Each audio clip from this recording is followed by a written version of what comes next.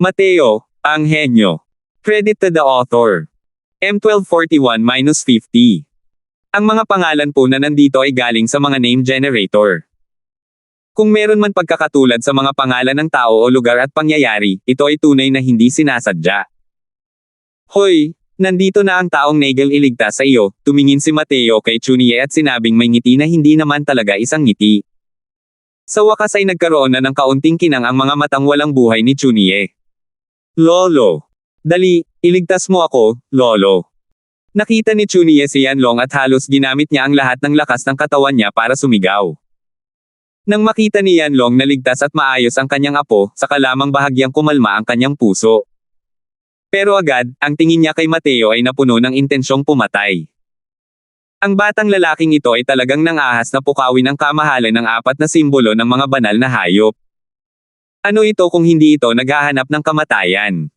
Brat, bitawan mo si Chunie kung matino ka, iiwan kita ng buo mong bangkay.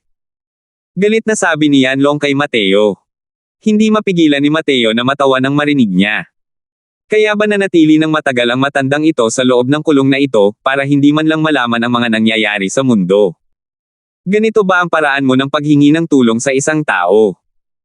Gusto mo pa nga akong iwan na buo ang bangkay, tapos kailangan ko pa palang palayain ang apo mo. Gayunpaman, talagang ginawa iyon ni Mateo. Itinaas ni Mateo ang kanyang binti at sinipa ang puwitan ni Chunie, agad itong tumilapon palabas. Arg! Sumigaw ng malungkot si Chunie at dumiretso kay Yanlong. Nagulat si Yanlong at dali-daling nagpakawala ng isang guhit ng enerhiya ng asensya na nasalo si Chunie. Nagulat ang lahat, lalo na si Yanlong. Naisip pa niya na kailangan niyang magsikap ng husto bago niya mailigtas si Chunie. Ang ikinababahala niya ay ang paggamit ni Mateo kay Chunie bilang bihag para pagbantaan siya. Sa ganoong paraan, magiging maingat talaga siya sa pagkilos. Hindi niya inakalang direkta pala siyang pinakawalan ng batang lalaking ito. Gayunpaman, naisip ba niya na hahayaan siya nito ng ganito? Lolo. Napahiya si Chunie. Siya, ang batang patriarkang ito, ay tuluyang naglaho ngayon. Malamig na sumanghel si Yanlong at pinagalitan, nakakahiya naman, umalis ka na at pag-isipan ang mga pagkakamali mo nang nakasara ang pinto. Hindi ka makakalabas sa pag-iisa sa loob ng 100 taon. Hindi nangahas si Chunie na sumuwi at magalang na nagsabi, Opo, Lolo. Hindi na inabala ni Yanlong si Chunie, ngunit tumingin kay Mateo nang may mapanglo na tingin at sinabing, Anak, napakamatino mo. Tutuperin ko ang aking pangako at iiwan kitang buo ang bangkay. Ngumiti si Mateo at sinabing, ikaw ang pinuno ng elder ng Dragon Clan, Yanlong, di ba? Sa tingin ko ay may hindi ka naiintindihan, maliit na bagay lang sa akin si Chunie. Ang pagbitaw o hindi ay nangangailangan lamang ng pag-iisip. Ang hindi pagpatay sa kanya ay dahil lamang sa hindi mababaw ang ugnayan ng batang Panginoong ito sa lahi ng dragon. Kung hindi, sa tingin mo ba ay magkakaroon ng pagkakataon ng mga taong iyon na bumalik at magbigay ng impormasyon sa iyo? Sumimangot si Yanlong at sinabing, Nako, ang tiwala mo sa sarili mo. O sadyang ego ka? Tinanong mo ang sarili mo, habang nakaharap sa aming apat, makakatakas ka pa ba habang dala ang buhay mo? Ngumiti si Mateo at sinabing, Hey, hindi naman sa mayabang, pero ang lakas ko. Kung gayon, sabay-sabay kayong aatake, gusto kong tingnan kung gaano kalakas ang mga angkan ng pamilya ng apat na simbolo sa loob ng Divine Beast Realm na ito. Pagkasabi niya ng mga salitang iyon, biglang nagbago ang ekspresyon ng lahat.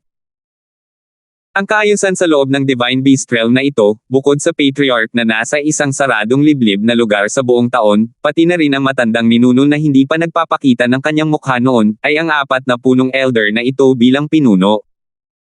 Ang apat na punong elder ay pawang mga nilalang na nakaintindi ng mga batas ng banal na Dao. Gusto talaga ng batang lalaking ito na makipag-away ng 1-on-4. Baliw ba siya? Hahaha. Ang yabang naman ng batang to. Walang kaalam-alam sa lawak ng langit at lupa. Tama na ang pagpatay sa matandang to. Para sa isang makatarungang batang lalaking banal na hari sa unang yugto, hindi niya ito sineryoso.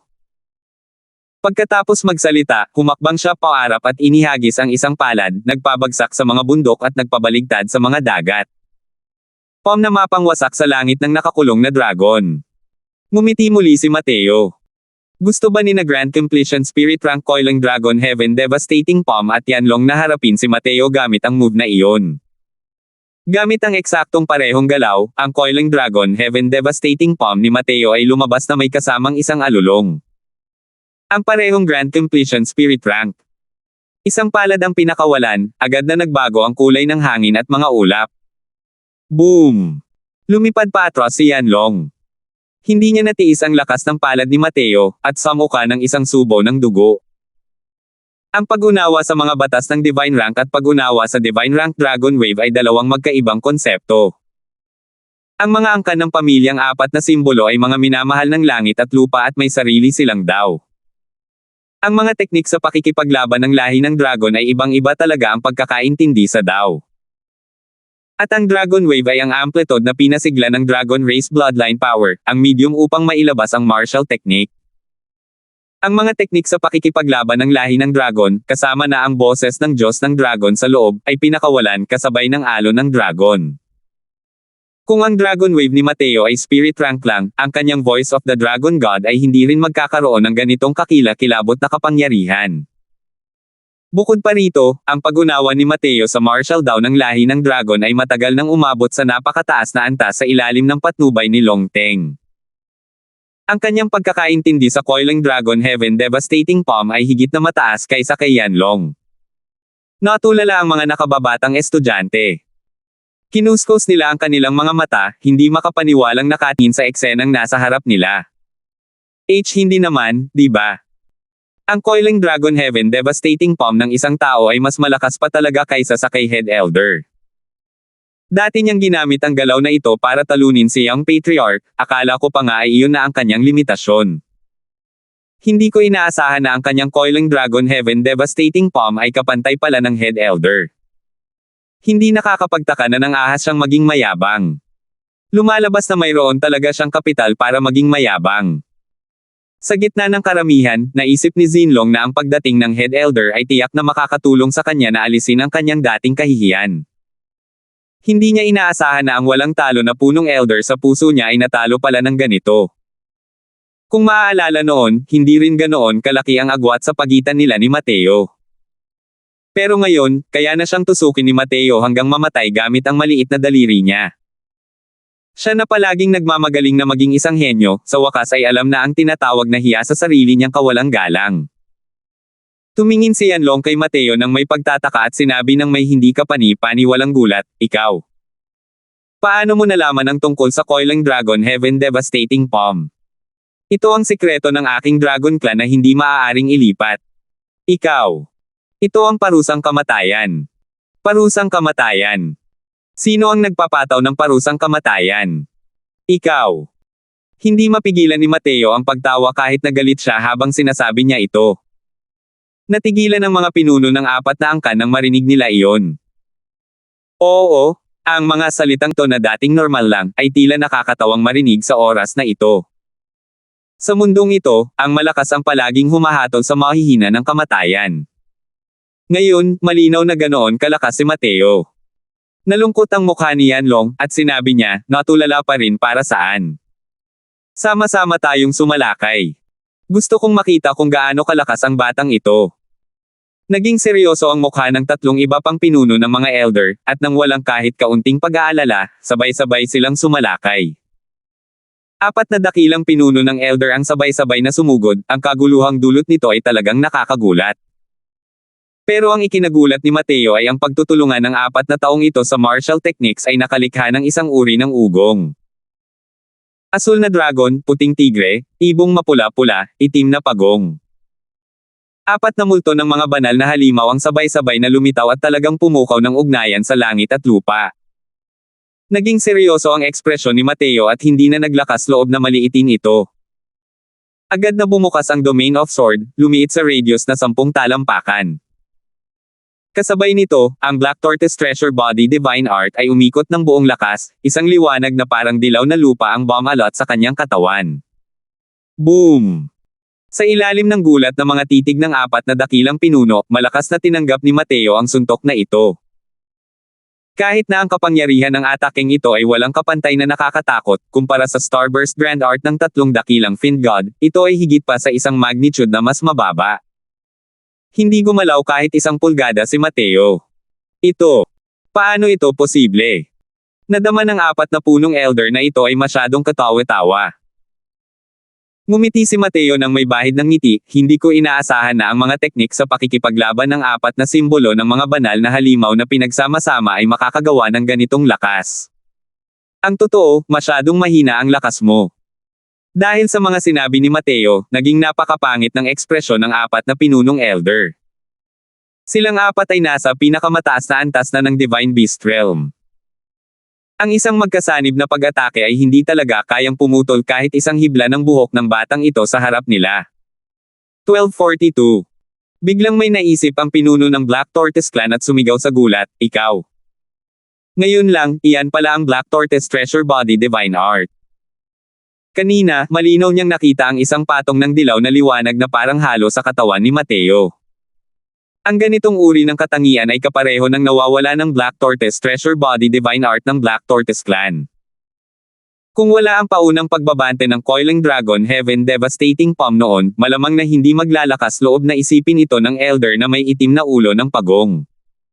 Pero ngayon, pakiramdam niya ay malamang na mangyari iyon.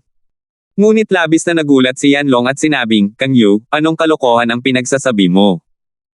Hindi ba't ang Black Tortoise Treasure Body Divine Art ng iyong angkan ay nawala na sa loob ng 1,000,000 taon? Paano ito matututunan ng batang ito? Gayunpaman, bahagyang ngumiti si Mateo at sinabing, medyo maalam pa rin ang iyong iginagalang na sarili. Tama, ito mismo ang Black Tortoise Treasure Body Divine Art. Ang mukha ng elder na may ulong itim na pagong ay agad na naging lubhang kaakit-akit. Hindi na kailangang pag-usapan pa ang kapangyarihan ng pamamaraang ito ng paglilinang. Kapag na-cultivate na sa 9 na antas ng Divine Dao, wala nang sino man sa mundong ito ang makakalusot sa mga depensa. Kahit ang isang powerhouse ng Origin Deity Realm ay hindi rin sapat. Natural lamang na matagal na nagsisi ang Black Tortoise Clan sa pagkawala ng pamamaraang ito ng paglilinang. Pero hindi ko inaasahan na ang ganitong paraan ng paglilinang ay lumitaw pala sa isang batang paslit ng sangkatauhan. Ano nga ba ang pinagmulan ng batang taong ito? Hindi lang niya alam ang Divine Dao martial technique ng lahi ng dragon, natutunan pa niya ang pinakamahalagang defensive cultivation method ng Black Tortoise Clan. Kung sabihin nating palihim niyang natutunan ang Coiling Dragon Heaven Devastating Palm, kung gayon ang Black Tortoise Treasure Body Divine Art na ito na nawala na sa loob ng 1,000,000 taon ay walang paraan para palihim na matuto. Saan nga ba natuto ang lalaking ito ng napakaraming Divine Dao martial techniques? Isa pa, nalampasan pa niya ang mga nauna sa kanya. Ang 4 na head elders, kahit sila ay magkahawak kamay, ay hindi niya talaga katapat. Ang bulalas ng matandang may itim na ulo ng pagong ay nagdulot ng mas matinding pagkabigla sa Four Symbols family clans. Kahit ang isang supreme martial technique na nawala ng 1,000,000 taon ay nagpakita sa taong ito na nasa harap nila, ito ay masyadong kakaiba. Sa ngayon, pakiramdam nila ay masyadong magulo ang mundong ito. Sa pagkakataong ito, hinarap na ni Yanlong ang kapangyarihan ni Mateo, at sinabi ng may seryosong mukha, Nako, ano nga ba ang intensyon mo sa pagpasok sa Divine Beast Realm? Nagkibit balikat si Mateo at sinabing, hindi sinasadyang nakapasok ang batang Panginoong ito sa Peach Blossoms Forest at hindi sinasadyang nakapasok sa Divine Beast Realm. Ano ang balak ko? Hindi ko talaga naisip noon ang batang Panginoong ito. Gayunpaman, interesado na talaga ang batang Panginoong ito sa lugar na ito ngayon. Hindi mababaw ang ugnayan ng Crosswell na ito at ng Dragon Clan. Ang kapatid ko rin ay ang karaniwang Panginoon ng kasalukuyang Divine Realms White Tiger Clan, na may hawak na perpektong White Tiger physique. Iniisip ko lang, anong klaseng relasyon ang mayroon sa pagitan ninyo at ng Four Symbols Family Clan ng Divine Realm. Sa mga salita lamang ni Mateo napansin ng lahat ang puting liwanag na hindi kalayuan sa kanya. Masyadong nakasisilaw ang liwanag ni Mateo, kaya walang nakapansin sa puting liwanag sa likuran. Pero ngayon, nang marinig ang sinabi ni Mateo, agad na naging kaakit-akit ang mga mukha ng lahat. Perpektong pangangatawan ng puting tigre. Ito. Gusto pa rin ba nilang mabuhay ang mga tao? Ang pagkakaroon ng magkapatid na ito na ipinanganak, para ba ikahiya ng mga tao ang kanilang kakulangan? Gayunpaman, sumama ang tingin ni Yanlong at sinabing, walang kaugnayan. Sige, maaari na kayong umalis. Bahagyang ikinagulat ni Mateo ang ipinakitang ugali ni Yanlong at nagkaroon din siya ng mas maraming ligaw at malikhaing pag-iisip. Kahit ang isang bulag ay masasabing ang Divine Beast Realm na ito at ang Four Symbols Family Clans ng Divine Realm ay may malalim na koneksyon. Hindi bulag si Yanlong, kung gayon ay maaari lamang siyang magsinungaling sa pamamagitan ng kanyang mga ngipin. Nagkibit balikat si Mateo at sinabing, gusto ring umalis ng batang Panginoon na ito, pero hindi maaaring madaanan ang Peach Blossom Forest na iyon. Malamig na sabi ni Yanlong, problema mo yan, anong kinalaman ng upuang ito? Hindi ka tinatanggap ng lugar na ito. Tumawa si Mateo at sinabing, paulit-ulit nang nagpapakita ng pagiging mapagbigay ang batang Panginoong ito dahil sa kaugnayan nito sa Four Symbols Family Clans.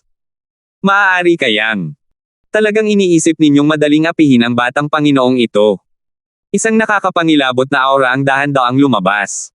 Ang bahagyang napapansing hanggaring pumatay ay nagpalamig sa puso ng lahat. Tila galit na galit ang munting Panginoong ito. Biglang kumunot ang noo ni Mateo at sinabing, dahil nandito ka na, bakit hindi ka na lang magpakita? Nang blanko ang mga mukha ng lahat, isang figure ang dahan-daang lumabas mula sa kawalan. Nang makita ng apat na pinunong elder ang pagdating, nagbago ang kanilang mga mukha, at yumuko sila bilang pagpupugay habang sinasabing, nakita namin ang Patriarch. Iba sa inaasahan ni Mateo, ang patriarka ay isang lalaking nasa katanghaliang gulang na may mapula-pulang kutis, at punong-puno ng sigla. Mukhang dapat ay nasa kasagsagan na siya ng kanyang buhay. Sinuri ng patriarka si Mateo, tila gustong makita ang kahinaan ni Mateo. Pero nadismaya siya. Para bang isang malalim na bangin si Mateo, hindi niya makita ang ilalim sa isang sulyap lang. Malinaw na isang binata na nasa edad 30 pataas, ngunit mukhang may katinoan ng isang taong nasa katanghaliang gulang. Sinusuri rin ni Mateo ang kabilang panig. Hindi ko alam kung bakit, ang taong ito ay nagbigay kay Mateo ng pakiramdam na parang magkakilala sila. Pero itong Divine Beast Realm, malinaw na ito ang unang beses na pumunta siya roon. Larry Dagan, biglang bumukas ang bibig ng lalaking nasa katanghaliang gulang. Hindi nagatubili si Mateo, at mahina niyang sinabi, Mateo. Ang kahilingan ng iyong kagalang-galang na sarili ay tunay na nagtutulak sa mga tao na gumawa ng mga bagay na higit sa kanilang kapangyarihan. Sa kagubatan ng Peach Blossom na iyon, tanging ang ninuno lamang ang makakabalik sa Divine Realm. Kung gusto mong lumabas, ang upuang ito ang makapagpapadala sa iyo palayo sa Lower Realms, malamig na sabi ni Larry. Ang mga salitang iyon ay pumuno sa gulat ng lahat ng miyembro ng angkan. Hindi man gaanong kalaki ang tunog ng mga salitang ito, ngunit sa totoo lang, ipinapahayag na nito ang saloobin ng patriarka. Ayaw niyang pukawin si Mateo. Dahil sa lakas ng patriarka, talagang nag-iingat din siya kay Mateo. Sa kanilang paningin, ito na ang pinakamalaking konsesyon ng Divine Beast Realm. Sino ang mag-aakala na umiling si Mateo at sinabing, ang Crosswell na ito ay gipit sa oras at hindi niya kayang sayangin ang oras. Kung ang ninuno lang ang makakagawa nito, maaari mo ba siyang imbitahan na lumabas mula sa pag-iisa? Sa kasalukuyang lakas ni Mateo, ang pagbabalik mula sa Lower Realms ay hindi naman talaga naging malaking problema. Sa katunayan, maaari pa siyang bumalik sa walang hanggang mundo upang makilala ang kanyang mga magulang. Ang pag-aaksaya lang ng oras na ito, kahit papaano, ay kinailangang tumagal ng halos 1 taon, o kahit 1 taon din, bago siya makabalik sa God's Fall Mountain Range. Hindi niya kayang sayangin iyon. Nang marinig ang mga salitang ito, nalungkot si Larry at sinabing, ang iyong respetadong sarili na ipinipilit sa iba na gawin ang imposible, talagang iniisip mo ba na natatakot sa iyo ang dagan na ito? Bahagyang bumantong hininga si Mateo at sinabing, hindi naman sa pinipilit ni Crosswell na gawin ang ayaw nilang gawin, pero ang totoo ay hindi ko mapigilan. Sana ay mapatawad ni Patriarch Dagan.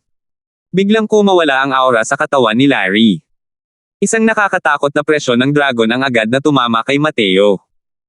Mukhang gusto mong pilitin ang Dagan na ito na kumilos.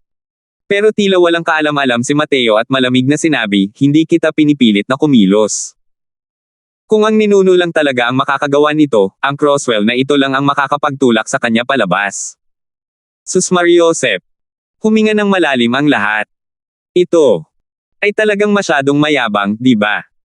Hindi man lang talaga inilagay ng lalaking ito sa mga mata niya si Patriarch Dagon. Hindi alam ng mga miyembro ng angkan na iyon kung gaano kalakas ang misteryosong ninunong iyon. Pero si Patriarch Larry ay isang nilalang na kayang supulan ang 40 punong elder. Paano kaya nang ahas ang batang ito na maging mas mayabang pa? Hahaha. Magaling. Napakagaling. Matagal nang hindi nakakatagpo ng kalaban ang Dagon na ito sa Divine Beast Realm na ito. Ngayon, gusto ng Dagon na sukatin kung anong batayan ang lakas ng loob mong magsalita ng ganito kalaking salita. Kung talagang matatalo mo ang upuang ito, baka matalo talaga ang ancestor. Napatawa ng malakas si Larry at sinabi. Nag-iingat siya kay Mateo, hindi ibig sabihin noon ay natatakot siya kay Mateo. Wala ring magawa si Mateo. Hindi siya manggugulo, ngunit kinakailangan ito upang makabalik sa God's Fall Mountain Range. Wala nang ibang pagpipilian. Kailangan niyang magsimula ng gulo sa pagkakataong ito. 1243. Hangal. Hindi talaga alam ng batang ito kung gaano kalakas ang lakas ng Patriarch. Nang makita ni Yanlong si Mateo na naghahangad ng kamatayan at ginagalit si Larry, nagpakita ito ng paghamak. Ang tatlong iba pang punong elder ay may mga tinging sumasang-ayon. Alam nilang lahat ang lakas ni Larry. Napakalakas nga ng depensa ni Mateo. Pero dahil gusto niyang makayanan ang atake ni Larry, malamang hindi niya ito magagawa. Gumawa si Mateo ng isang mapang-akit na kilos ng kamay at malamig na sinabi, pakiusap. Nanlamig ang mukha ni Larry, at sinabi niya sa seryosong boses, napaka-arte mong bata. Sa tingin mo ba talaga ay wala kang talo sa ilalim ng kalangitan? Dahil kilala mo ang Coiling Dragon Heaven Devastating Palm, gagamitin ko ang galaw na ito para hamanin ka. Isang nakakatakot na presyon ng dragon ang bumalot sa lahat ng naruroon sa isang iglap. Hey! Si Patriarch Dagon ang pinakamahuhusay na patriarch ng aking Divine Beast Realm sa loob ng 100,000 taon. Ang kanyang bloodline ay umunlad na sa sagradong ranggo. Hindi ako naniniwala na kaya pa rin ni Mateo na ito nabaligtarin ang kalangitan. Sabi ni Yanlong nang may paghamak. Pero di nagtagal, naging kaakit-akit muli ang ekspresyon ng kanyang mukha. Sa ilalim ng presyon ng dragon ni Larry, si Mateo ay kalmado at relax pa rin. Isang mahinang aura ang kumawala sa kanyang katawan. Kasama si Larry, lahat ng miyembro ng angkan ay labis na namangha. Bloodline na may pinakamataas na antas ng sagradong ranggo. Isang huling hakbang na lang ang kulang, at maaari na siyang makapasok sa divine bloodline. Isang tao, paano? Naging posible ito. Pom na mapangwasak sa langit ng nakakulong na dragon. Mariing pinigilan ni Larry ang pagkamangha sa kanyang puso, isang Coiling Dragon Heaven Devastating Palm ang umatake ng walang pakundangang. Kaagad na nagbago ang kulay ng langit at lupa dahil dito. Divine Rank Coiling Dragon Heaven Devastating Palm. Naunawaan din pala ng Larry na ito ang Divine Rank Dragon Wave. Ang pagkagulat ay gulat na gulat. Ang Coiling Dragon Heaven Devastating Palm ni Mateo ay patuloy pa ring sumusulpot ng walang kahit kaunting pag-aalinlangan. Umungol. Umungol. Dalawang ungol ng dragon ang pumailan lang sa langit. Sa loob ng 100,000 taon, dalawang makapangyarihang divine rank na Coiling Dragon Heaven Devastating Palms ang unang naglaban. Ang ganitong uri ng palabas ay hindi kailanman makikita sa parehong panahon. Pero ngayon, lumitaw ito. Ito ay isang sagupaan sa pagitan ng dalawang walang kapantay na henyo mula sa lahi ng dragon. Malabo na ba ang paningin ko? Nauunawaan din pala ng batang lalaking ito ang Dragon Rank Dragon Wave. Tao ba talaga ang lalaking ito? Maaari ba itong? Maaari bang isang pagkakamali? Bakit lilito ang Divine Rank na Coiling Dragon Heaven Devastating Palm sa isang tao? Naunawaan ko ito sa loob ng ilang daang taon at ngayon ko lang naabot ang initial stage Heaven Rank. Ang magkakasunod na pag-atake ni Mateo ay paulit-ulit na nagpasigla sa pandaman ng mga miyembro ng 4 na simbolo ng angkan. Nandito lang ang taong ito para gibain ang dojo, durugin ang kay-abangan sa kanilang mga puso. Kahit ang isang taong kasing ganda ni Patriarch Dagon ay natabunan din sa harap ni Mateo. Boom! Ang banggaan ng Divine Rank na Coiling Dragon Heaven Devastating Palms ay mailalarawan sa pamamagitan ng paggulat sa kalangitan at pagyanig sa lupa. Dahil sa nakakatakot na alon na iyon, nagbago ang ekspresyon ng lahat. Naramdaman ni Mateo ang lakas ng pag-atres, at nanginig ang kanyang mga laman loob. Pero mas lalong miserable si Larry. Diretso siyang pinalipad ng 10,000 talampakan ang layo dahil sa suntok ni Mateo. Sa oras na ito, may bakas pa ng sariwang dugo na nakalawit sa gilid ng kanyang bibig. Malinaw na nagtamo na siya ng matinding mga panloob na pinsala. Siyam na transformasyon, gininto ang katawan. Hindi makapaniwalang gulat ang mga titig ni Larry kay Mateo nang makita niya ito. Ang dahilan kung bakit siya natalo ay dahil natalo siya ng 9 transformations golden body.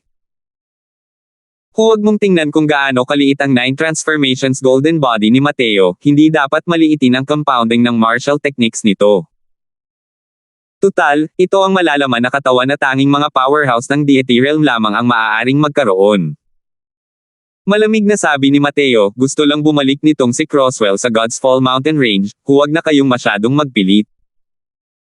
Gamit ang lakas nitong si Ye, hindi rin imposibleng patayin kayong lahat ng malinis. Nagbago ang ekspresyon ng mukha ng lahat dahil sa sinabi ni Mateo. Hinamon niya ang buong Divine Beast Realm gamit lamang ang kanyang kapangyarihan dito. Pero ngayon, kahit si Patriarch Larry ay hindi na niya tapat. Talagang may lakas siya para lipulin ang sarili niyang angkan at hindi siya nagbibiro. Walang humpay na kumurap ang ekspresyon ni Larry. Kailangan kayang yumuko ang buong Divine Beast Realm sa batang ito. Dahil ganoon nga, ang iyong kagalang-galang na sarili ay dapat manatili rito ng kaunti sa loob ng 2 araw. Susubukan ng dagay na ito na makipag-ugnayan sa matandang ninuno. Sa wakas, ibinaba pa rin ni Larry ang kanyang mapagmataas na ulo. Tumanggaw si Mateo ngunit hindi nagsalita. Tila hindi sila tinatanggap ng lugar na ito. Bagamat mausisa si Mateo, hindi rin niya kayang ipagmalaki ang sarili niyang katayuan at ipilit na alamin ang mga bagay-bagay. Ang agarang bagay na kailangan ay ang pagbabalik sa God's Fall Mountain Range at paghahanap sa Conwu Divine Wood. Hindi naman lahat mahalaga ang iba. Puno lang ng takot ang mga titig na tinitignan ng Four Symbols family clans kay Mateo.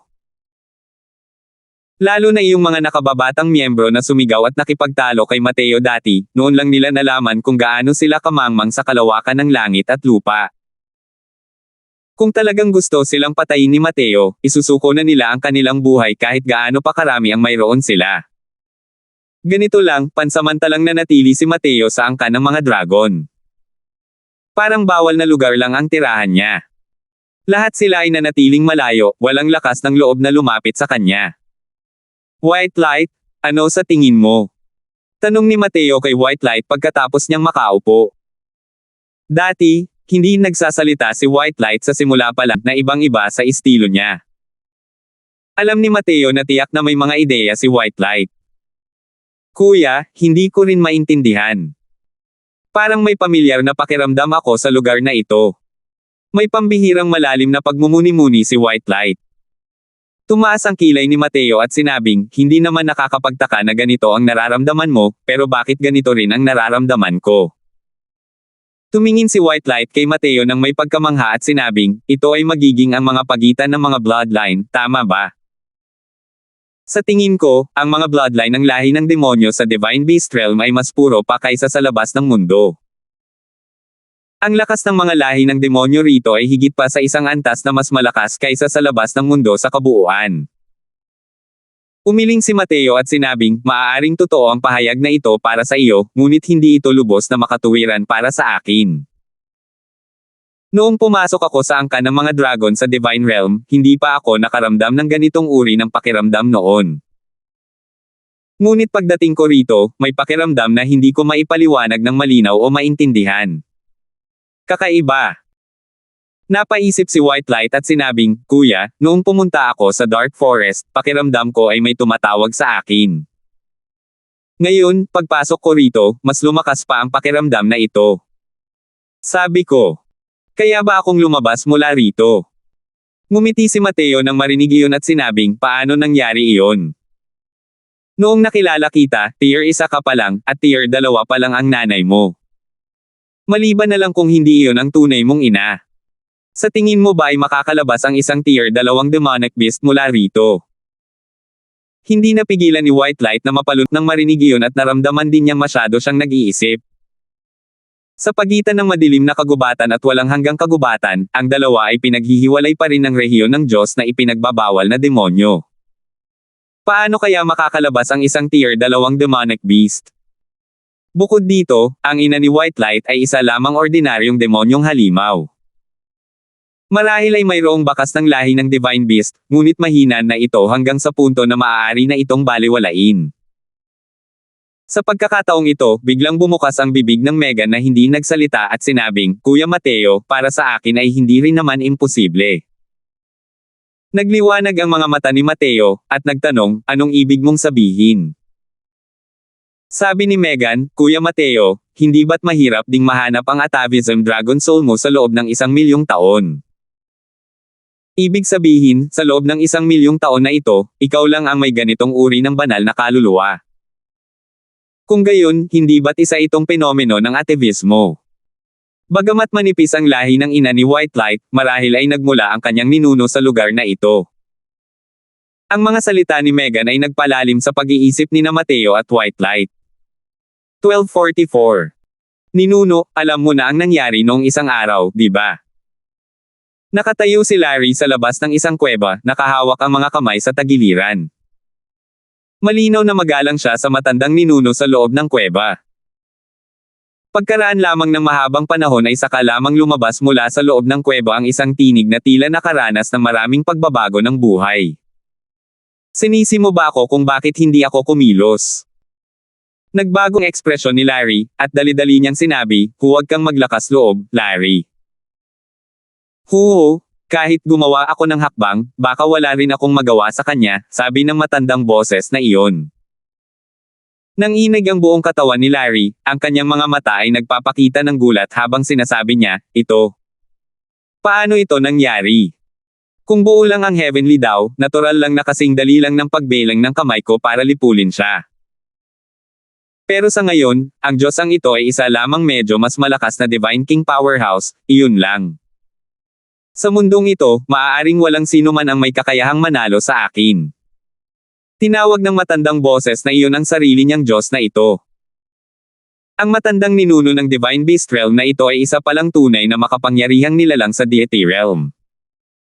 Marahil, hindi kayang isipin ng buong powerhouse ng Divine Realm na sa loob ng God's Fall Mountain Range na ito, ay mayroon palang nakatagong powerhouse ng Deity Realm. Ngunit wala ang Heavenly daw. Kahit ang isang Deity Realm powerhouse ay wala ring ganoong kaluwalhati noon. Kaya naman, nang marinig ni Larry ang mga salita ng ninuno, siya ay labis na nagulat. Ang dahilan kung bakit niya naunawaan ang mga batas ng Divine Dao, ang Divine Rank Dragon Wave, ay dahil lamang sa gabay ng ninuno. Sa paningin ni Larry, kahit na nawawala si Heavenly Dao sa kasalukuyan, siya rin ang pinakamakapangyarihang nilalang. Pero ang mga salitang ito ngayon ay nagparamdam kay Larry na isa siyang bayani na lagpas na sa kanyang kalakasan. Siya. Sa anong batayan? Hindi makapaniwalang sabi ni Larry. Sa mundong ito, mayroong isang uri ng tao na tinatawag na tunay na henyo. Kahit gaano mo pa subukan, hindi mo rin malalampasan. Sa ngayon, ang kanyang asensya, enerhiya, at espiritu ay hindi pa umaabot sa ganap na katumpakan. Kapag tunay na naabot niya ang ganap na katumpakan at naabot ang half-deity realm, malamang wala na siyang kalaban sa mundong ito. Medyo malungkot na sabi ng ninuno. Sa kanyang mga salita, dala nila ang hindi masabi na emosyon. Labis na nagulat si Larry sa pagtatasa ng ninuno.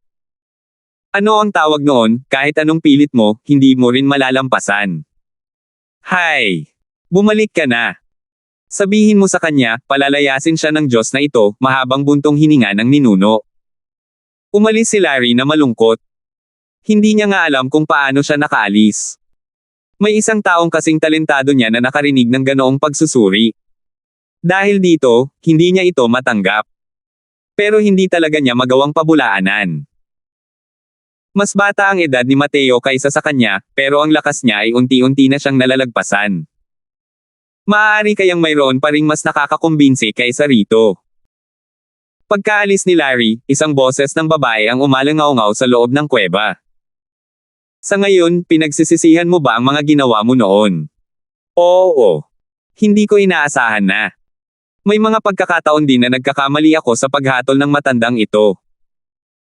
Malinaw na hindi inaasahan ng babae na kinilala ito ng matandang ninuno ng walang kahihiyan at hindi mapigil ang manahimik. Maya-maya, nagpatuloy ang matandang ninuno, naaga niya ang kapangyarihan at muling nagkatawang tao, malamang ay dumanas ng isang malaking aksidente sa labas ng mundo. Maaari kayang hindi ka lalabas para tingnan. Kahit anong hindi inaasahang pangyayari, malaki na siya ngayon. Kahit na sa paglipas ng panahon, maaaring hindi ka rin niya kapareha, ano pa ba ang hindi ko kayang bitawan? Sabi ng babae. Muling bumantong hininga ang ninuno at sinabing, "Hay nako, malas ang tadhana." Sa buong gabi, nagulo ang puso ni Mateo.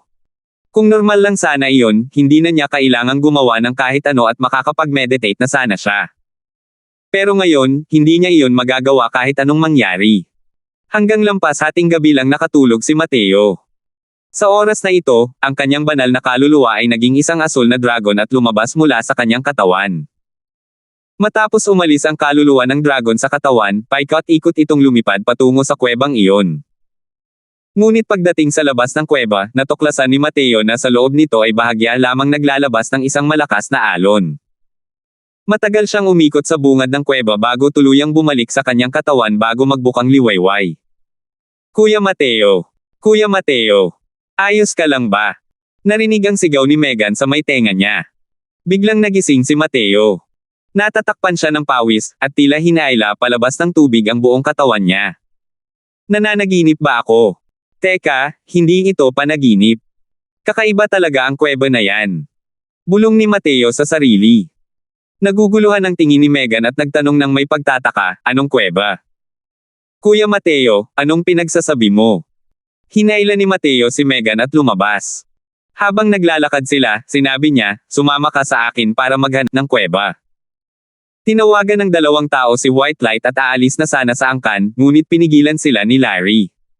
"Saan kayo pupunta?" Seryosong tanong ni Larry. Hindi magalang si Mateo at sinabing, "Wala kang pakialam, tumabi ka." Alam ni Larry na hindi dapat paglaruan si Mateo kaya kinontrol niya ang kanyang init ng ulo at sinabing, "Pumayag na ang matandang ninuno na paalisan ka. Mukhang hindi maganda para sa iyo na maging ganito, di ba? Mukhang may koneksyon sa akin ang Divine Beast Realm na ito. Tumabi kayo, hahanap lang ako ng kuweba at hindi ko kayo sasaktan." Marihing pinigilan ni Mateo ang pagkabalisa sa kanyang puso at sinabing. Nang marinig ni Larry si Mateo na nagsabi ng kuweba, alam niyang parang may alam ito. Isang kuweba na kayang magparamdam kay Mateo ng kakaiba, tanging ang lugar kung saan naroon si Ancestor sa isang pribadong lugar. Anong biro? Anong koneksyon ang mayroon sa iyo ng mga bagay-bagay ng aking Divine Beast Realm? Hindi ba't sobra na ang pag-aalala mo sa sarili mo? Tanong ni Larry nang may malamig na ngiti. Isang biro, paano niya nagawang pakawalan si Mateo at guluhin ang tahimik na paglilinang ng matandang ninuno? Nakaramdam ng iritasyon si Mateo sa kanyang puso at sinabi sa malalim na boses, "Kung hindi ka pa rin lalayo, huwag mong sisihin ang batang Panginoong ito sa hindi pagiging magalang." Nawala rin ang galit ni Larry at sinabi sa malamig na boses, "Kung gusto mong pumunta roon, huwag mo nang daanan ang bangkay ko." Humph!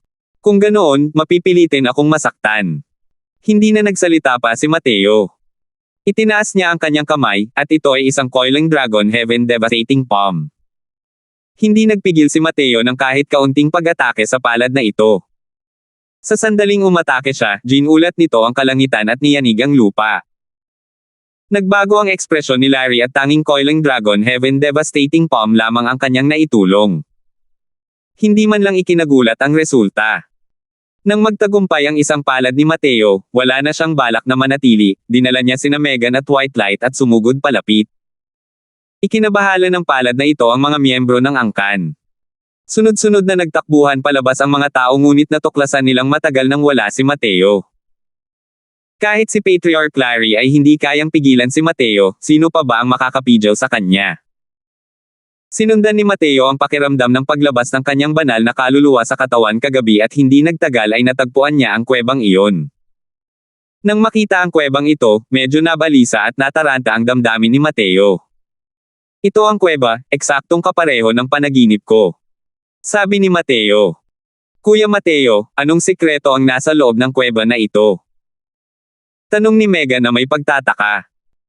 Umiling si Mateo at sinabing, hindi ko rin alam, pero dapat malaman natin kung kailan tayo papasok. Pagkatapos mag-usap, dinala ni Mateo ang dalawang tao at nakapasok sa loob, ngunit biglang nagbago ang ekspresyon ng kanyang mukha. Isang figure ang dahan-daang lumabas mula sa loob ng kadiliman, at unti-unting nagiging malinaw. Ito ay isang matandang lalaki na ang buhok at balbas ay pumuti na, mukhang matanda na. Pero, ang mahinang pag-alon-alon mula sa kanyang katawan ay nagpabilis din ng tibok ng puso ni Mateo. Hindi simple ang matandang ito. Hindi ba pumayag ang Diyos ang ito na paalisan ka? Bakit ka naiinip? Tanong ng matanda nang may bahagyang pagkayamot. Nagulat ang tatlong Mateo sa mga sinabi ng matanda. Ang Diyos ang ito. Ikaw. Isa kang makapangyarihang nilalang sa kaharian ng Diyos. Sigaw ni White Light sa gulat.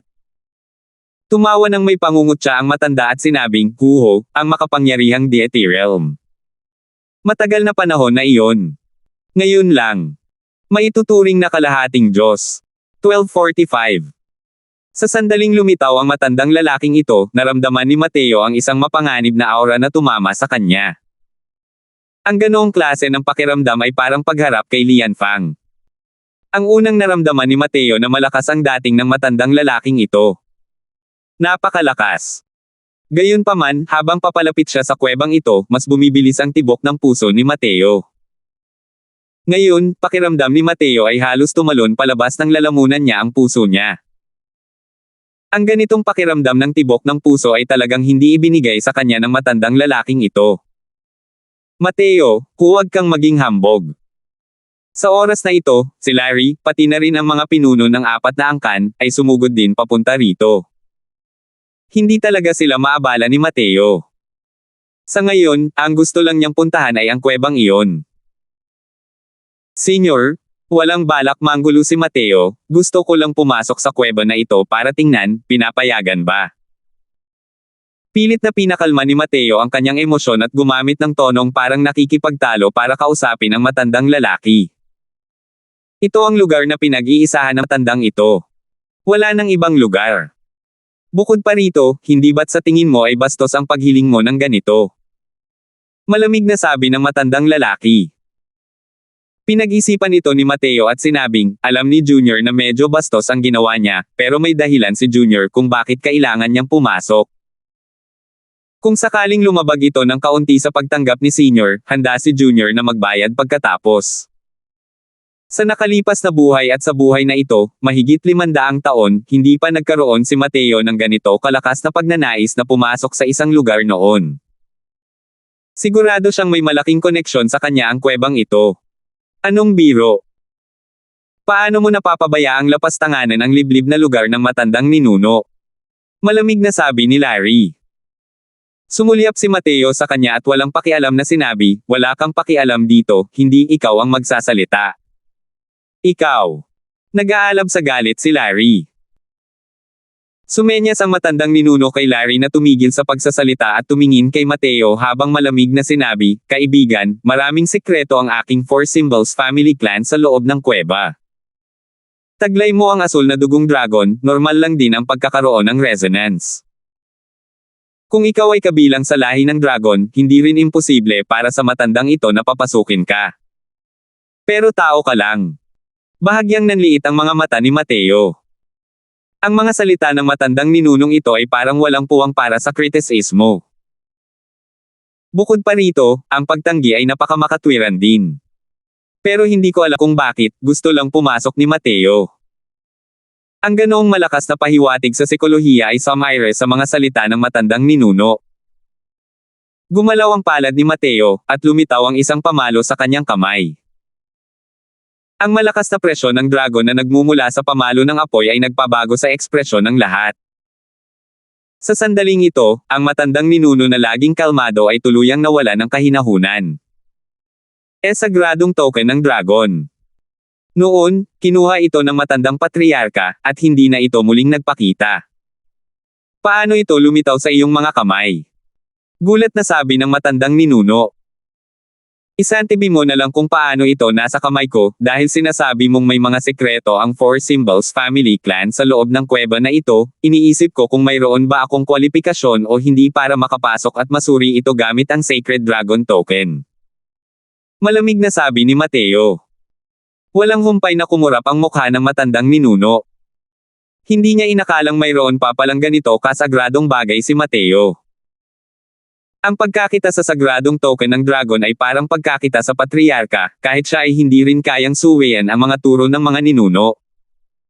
Sa halip, ang apat na miyembro ng Symbol Clan, kasama na si Larry, ay pawang blanco ang mga tingin. Alam nila na ang Sacred Dragon Token na ito ay tiyak na hindi isang ordinaryong bagay. Ngunit lahat sila ay lumaki sa Divine Beast Realm at hindi naunawaan ang kahalagahang kinakatawan ng Sacred Dragon Token. Ninuno, ano itong bagay na ito? Hindi napigilan ni Larry na magtanong. Ang isang bagay na kayang magpagalaw kay Old Ancestor ay hindi talaga ordinaryong bagay. Ito ang sagradong token ng dragon, ang kataas-taasang banal na artifact ng ating lahi ng dragon. Mga turo ng mga ninuno ng lahi ng dragon, ang taong nagtataglay ng token na ito ay ang Panginoon ng angkan ng dragon. Sabi ng matandang ninuno sa isang seryosong boses. Nagbago ang ekspresyon ng mukha ng lahat dahil sa mga sinabi ng matandang ninuno. Natigilan si Larry at tumingin kay Mateo ng may gulat, at sinabing, isang taong nagiging Panginoon ng angkan ng dragon, paano nito makukumbansi ang mga tao? Hey! Tao lang ba? Mas puro ang lahi ng kuya ko kaysa sa inyo, ano ba yan, hindi niya kayang kumbansihin ang masa. Sa Divine Realm, ang kuya ko na ang Panginoon ng sangkatauhan. Malamang hindi mo alam, ang Sacred Dragon Token na ito ay hindi basta-basta pumipili ng amo nito. Kahit ibigay pa ito sa iyo ng kuya ko, imposibleng kilalanin ka rin nito bilang amo nito. Mapanghamak na sabi ni White Light. Nagbago ang ekspresyon ni Larry, at hindi niya mapigil ang tumingin sa matandang ninuno para sa pagpapatunay. Dahan daw ang tumango ang matandang ninuno, na itinuturing na palihim na sumasang-ayon sa mga salita ni White Light. Namumula ang mukha ni Larry. Hindi niya talaga matanggap ang katotohanan ito. Senior, may pagdududa ka pa ba ngayon? Tumingin si Mateo sa matandang ninuno ng may matinding titig. Nagmuni-muni sandali ang matandang ninuno at dahan daw ang sinabi, dahil nakuha mo na ang pagkilala sa Sacred Dragon Token, natural lang na ang matandang ito ang magsisilbing Panginoon mo. Hindi ka lang pwedeng pumasok sa kuweba na ito. Nagbago ang ekspresyon ng mukha ni Mateo dahil sa mga sinabi ng matandang ninuno. Hindi niya inakalang hindi man lang binigyang pansin ng matandang lalaking ito ang Sacred Dragon Token.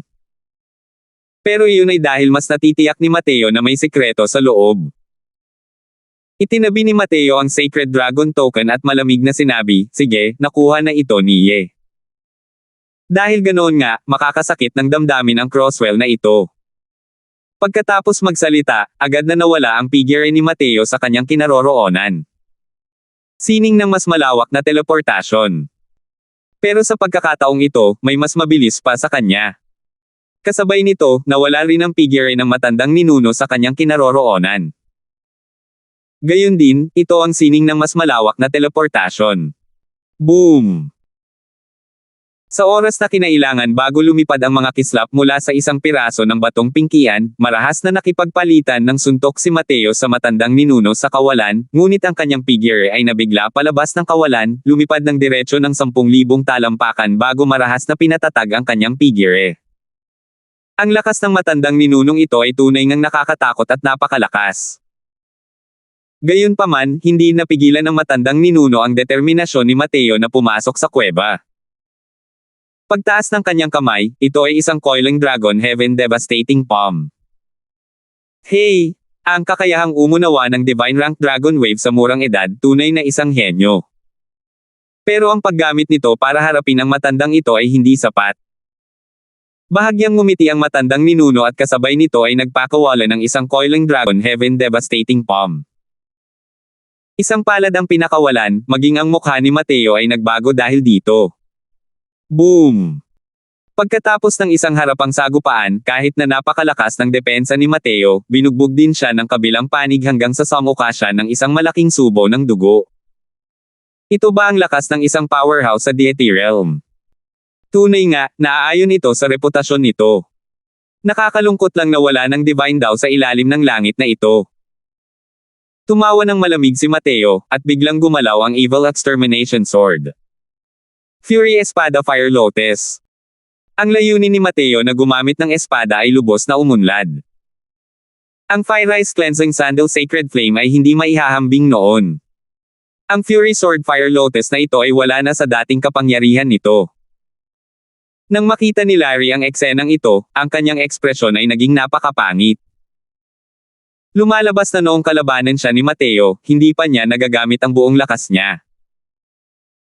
Ang Fury Sword Fire Lotus, pagkatapos ng ebolusyon, ay higit pa sa isang grado na mas malakas kaysa sa divine rank na Coiling Dragon Heaven Devastating Palm. Mag-ingat ka, ninuno. Sigaw ni Larry. Alam niyang kakila-kilabot ang ninuno, ngunit sa harap ng isang nakakatakot na pag-atake, kahit na mahadlangan ito ng ninuno o hindi, wala rin siyang katiyakan sa kanyang puso. Gayunpaman, bahagyang ngumiti lamang ang matandang ninuno. Isang Coiling Dragon Heaven Devastating Palm ang muling tumulak palabas. Ang lakas ng palad na ito ay mas malakas pa kaysa sa dati. Boom! Isa ang dumating, pinakawalan. Si Mateo ay muling pinalipad. Matapos ang dalawang palad, nagtamo na si Mateo ng matinding pinsala. Napakaganda ng mga batas ng Senior Deity Realm. Malamang hindi rin ito kalayuan sa Heaven Glimpse Deity Realm, di ba? Mahinang sabi ni Mateo. Bahagyang ngumiti ang ninuno at sinabing, hindi nagtagal matapos makapasok ang matandang lalaking ito sa Deity Realm, nawala na ang mga batas ng mundong ito. Dahil wala akong magawa nitong ilang taon, ilang batas na lang ng divine daw ang naiintindihan ko. Paano? Gusto mo pa ring pumasok? Huminga ng malalim si Mateo at sinabing, huling hakbang, kung mapipigilan ito ng senior, address dito ang Crosswell na ito. Hoo, Junior, napakalakas mo. Pero sa ngayon, hindi ka pa rin kapantay ng matandang ito, umatras ka. Kapag nandyan na ang lakas mo, hindi pa huli ang lahat para hanapin muli ang matandang ito, umiling ang matandang ninuno at nakangiting sabi. Malinaw na hindi niya inakala na mananalo si Mateo sa kanya. 1246. Umungol. Isang umungal na dragon ang umalangaw-ngaw. Biglang nagbago ang mukha ng matandang ninuno. Sa isang iglap, nalaman ng matandang ninuno ang pinagmula ng teknik sa pakikipaglaban ni Mateo. Wala nang hihigit pa sa pagkamangha sa kanyang puso. Wala lang siyang oras para magulat ngayon. Kung hahayaan niyang malayang dama po ang tinig ng Diyos ng dragon sa kanyang katawan, malamang ay wala nang matitira pang mga buto sa kanyang mga lumang buto. Ang ikinagulat ni Mateo ay ang matandang ninuno ay hindi naman lubusang walang kapangyarihang gumanti tulad ng iba. Pagkatapos ng pagkamangha, ang reaksyon ng matandang ninuno ay naging napakabilis din. Isang nakakatakot na alon ang lumabas mula sa kanyang katawan. Ang pag-alon na ito ang siyang naghiwalay sa tinig ng Diyos ng dragon sa labas. Ito ang tinig ng Diyos ng dragon. Kilala niya talaga ang tinig ng Diyos ng dragon, paano ito nangyari? Sigaw ni Larry sa takot. Para sa angkan ng mga dragon, ang kabantugan ng tinig ng Diyos ng dragon ay masasabing isang tagumpay na higit pa sa sinauna at modernong panahon. Kahit na wala na ang martial technique na ito, halos lahat ng miyembro ng lahi ng dragon ay alam ang lakas nito. Hindi ba't matagal nang nawala ang tinig ng Diyos ng dragon? Bakit malalaman ng isang tao ang pinakadakilang teknik sa pakikipaglaban ng aking lahing dragon? Napakahirap isipin. Noong ginamit niya ang divine rank na Coiling Dragon Heaven Devastating Palm dati, kinilabutan ako. Hindi ko inaasahan na ngayon, ginamit pa niya ang Voice of the Dragon God. Tao ba talaga siya? Pinaghihinalaan ko pa nga na miyembro siya ng lahi kong dragon. Sino ang makapagsasabi sa akin kung ano ba talaga ang nangyayari rito? Biglang lumitaw ang nawala ng martial technique, kaya't hindi maisip ang pagkagulat ng Dragon Clan. Hindi lang ang angkan ng dragon, kundi pati na rin ang mga elder ng tatlong iba pang angkan ay labis na nagulat. Tulad ng mga Four Symbols family clans, natural lang na kilala nila ang kilalang boses ng Diyos ng dragon. Hindi nila inaasahan na ang martial technique na ito ay talagang lumitaw sa isang tao. Isang hininga, dalawang hininga. Nakita ni Mateo na hindi niya kayang labagin ang depensa ng matandang ninuno. Nagngingit-ngit ang kanyang mga ngipin, huminga siya ng 3 beses. Sa oras na ito, isang malungkot na buntong hininga ang nagmula sa loob ng kuweba. Biglang nanginig ang puso ni Mateo, at agad na naputol ang kanyang paghinga. Biglang tumigil ang tinig ng Diyos ng Dragon. Kuya Mateo. 2 hininga na ang lumipas, halos umabot na sa limitasyon ang katawan ni Mateo at hindi na niya kayang suportahan ang sarili. Dali-daling lumapit si Megan para alalayan siya. Power! Ang mukha ng matandang ninuno ay namumutla ng husto, at sa mukha siya ng isang subo ng dugo. Hindi pa rin niya lubos na natiis ang epekto ng tinig ng Diyos ng Dragon sa huli. Nuno. Ayos ka lang ba? Nang makitang sa mukha ng dugo ang ninuno, gulat na napasigaw sina Larry at ang iba pa. Ikinumpas ng matandang ninuno ang kanyang kamay at tumingin kay Mateo ng malalim at sinabing, naiintindihan ng matandang ito. Haha, bulag talaga ang 2 mata ng matandang ito. June, kailangan mo pa rin siyang makilala sa huli. Ang huling pangungusap, itinuro ito ng matandang ninuno patungo sa loob ng kuweba. Ninuno, papasukin mo siya. Sa loob ng kuweba, isang boses ng babae ang mariing umalangaw-ngaw. Naging matamlay ang ekspresyon ni Larry. Hindi niya alam na bukod sa matandang ninuno, may isa pang tao sa loob ng kuweba ito. Nang marinig ang boses na ito, parang kinilabutan ang buong pagkatao ni Mateo.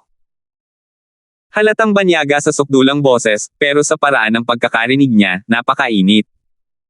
Kalimutan mo na, ikaw ang papasok. Pero ikaw lang ang makakakapasok, malamig na sabi ng matandang ninuno.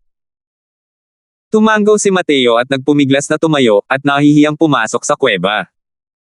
Ninuno, nasa loob ang. Hindi napigilan ni Larry na magtanong. Janelle. Hindi rin ito itinago ng matandang ninuno, direktang binanggit ang isang pangalan. Nagbago ang ekspresyon ni Larry at sinabi niya, Dragon Lady Janelle. Baka patay na siya. Para sabihin kung sino ang pinakamagaling na miyembro ng angkan sa loob ng 100,000 taon sa Divine Beast Realm, hindi talaga siya iyon. Si Dragon Lady Janelle iyon.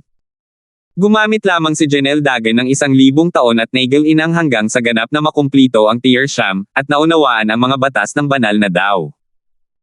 Mas malakas ang lakas niya kumpara sa kanya ngayon. Nakakalungkot lang na ayaw niyang makulong sa Divine Beast Realm na ito.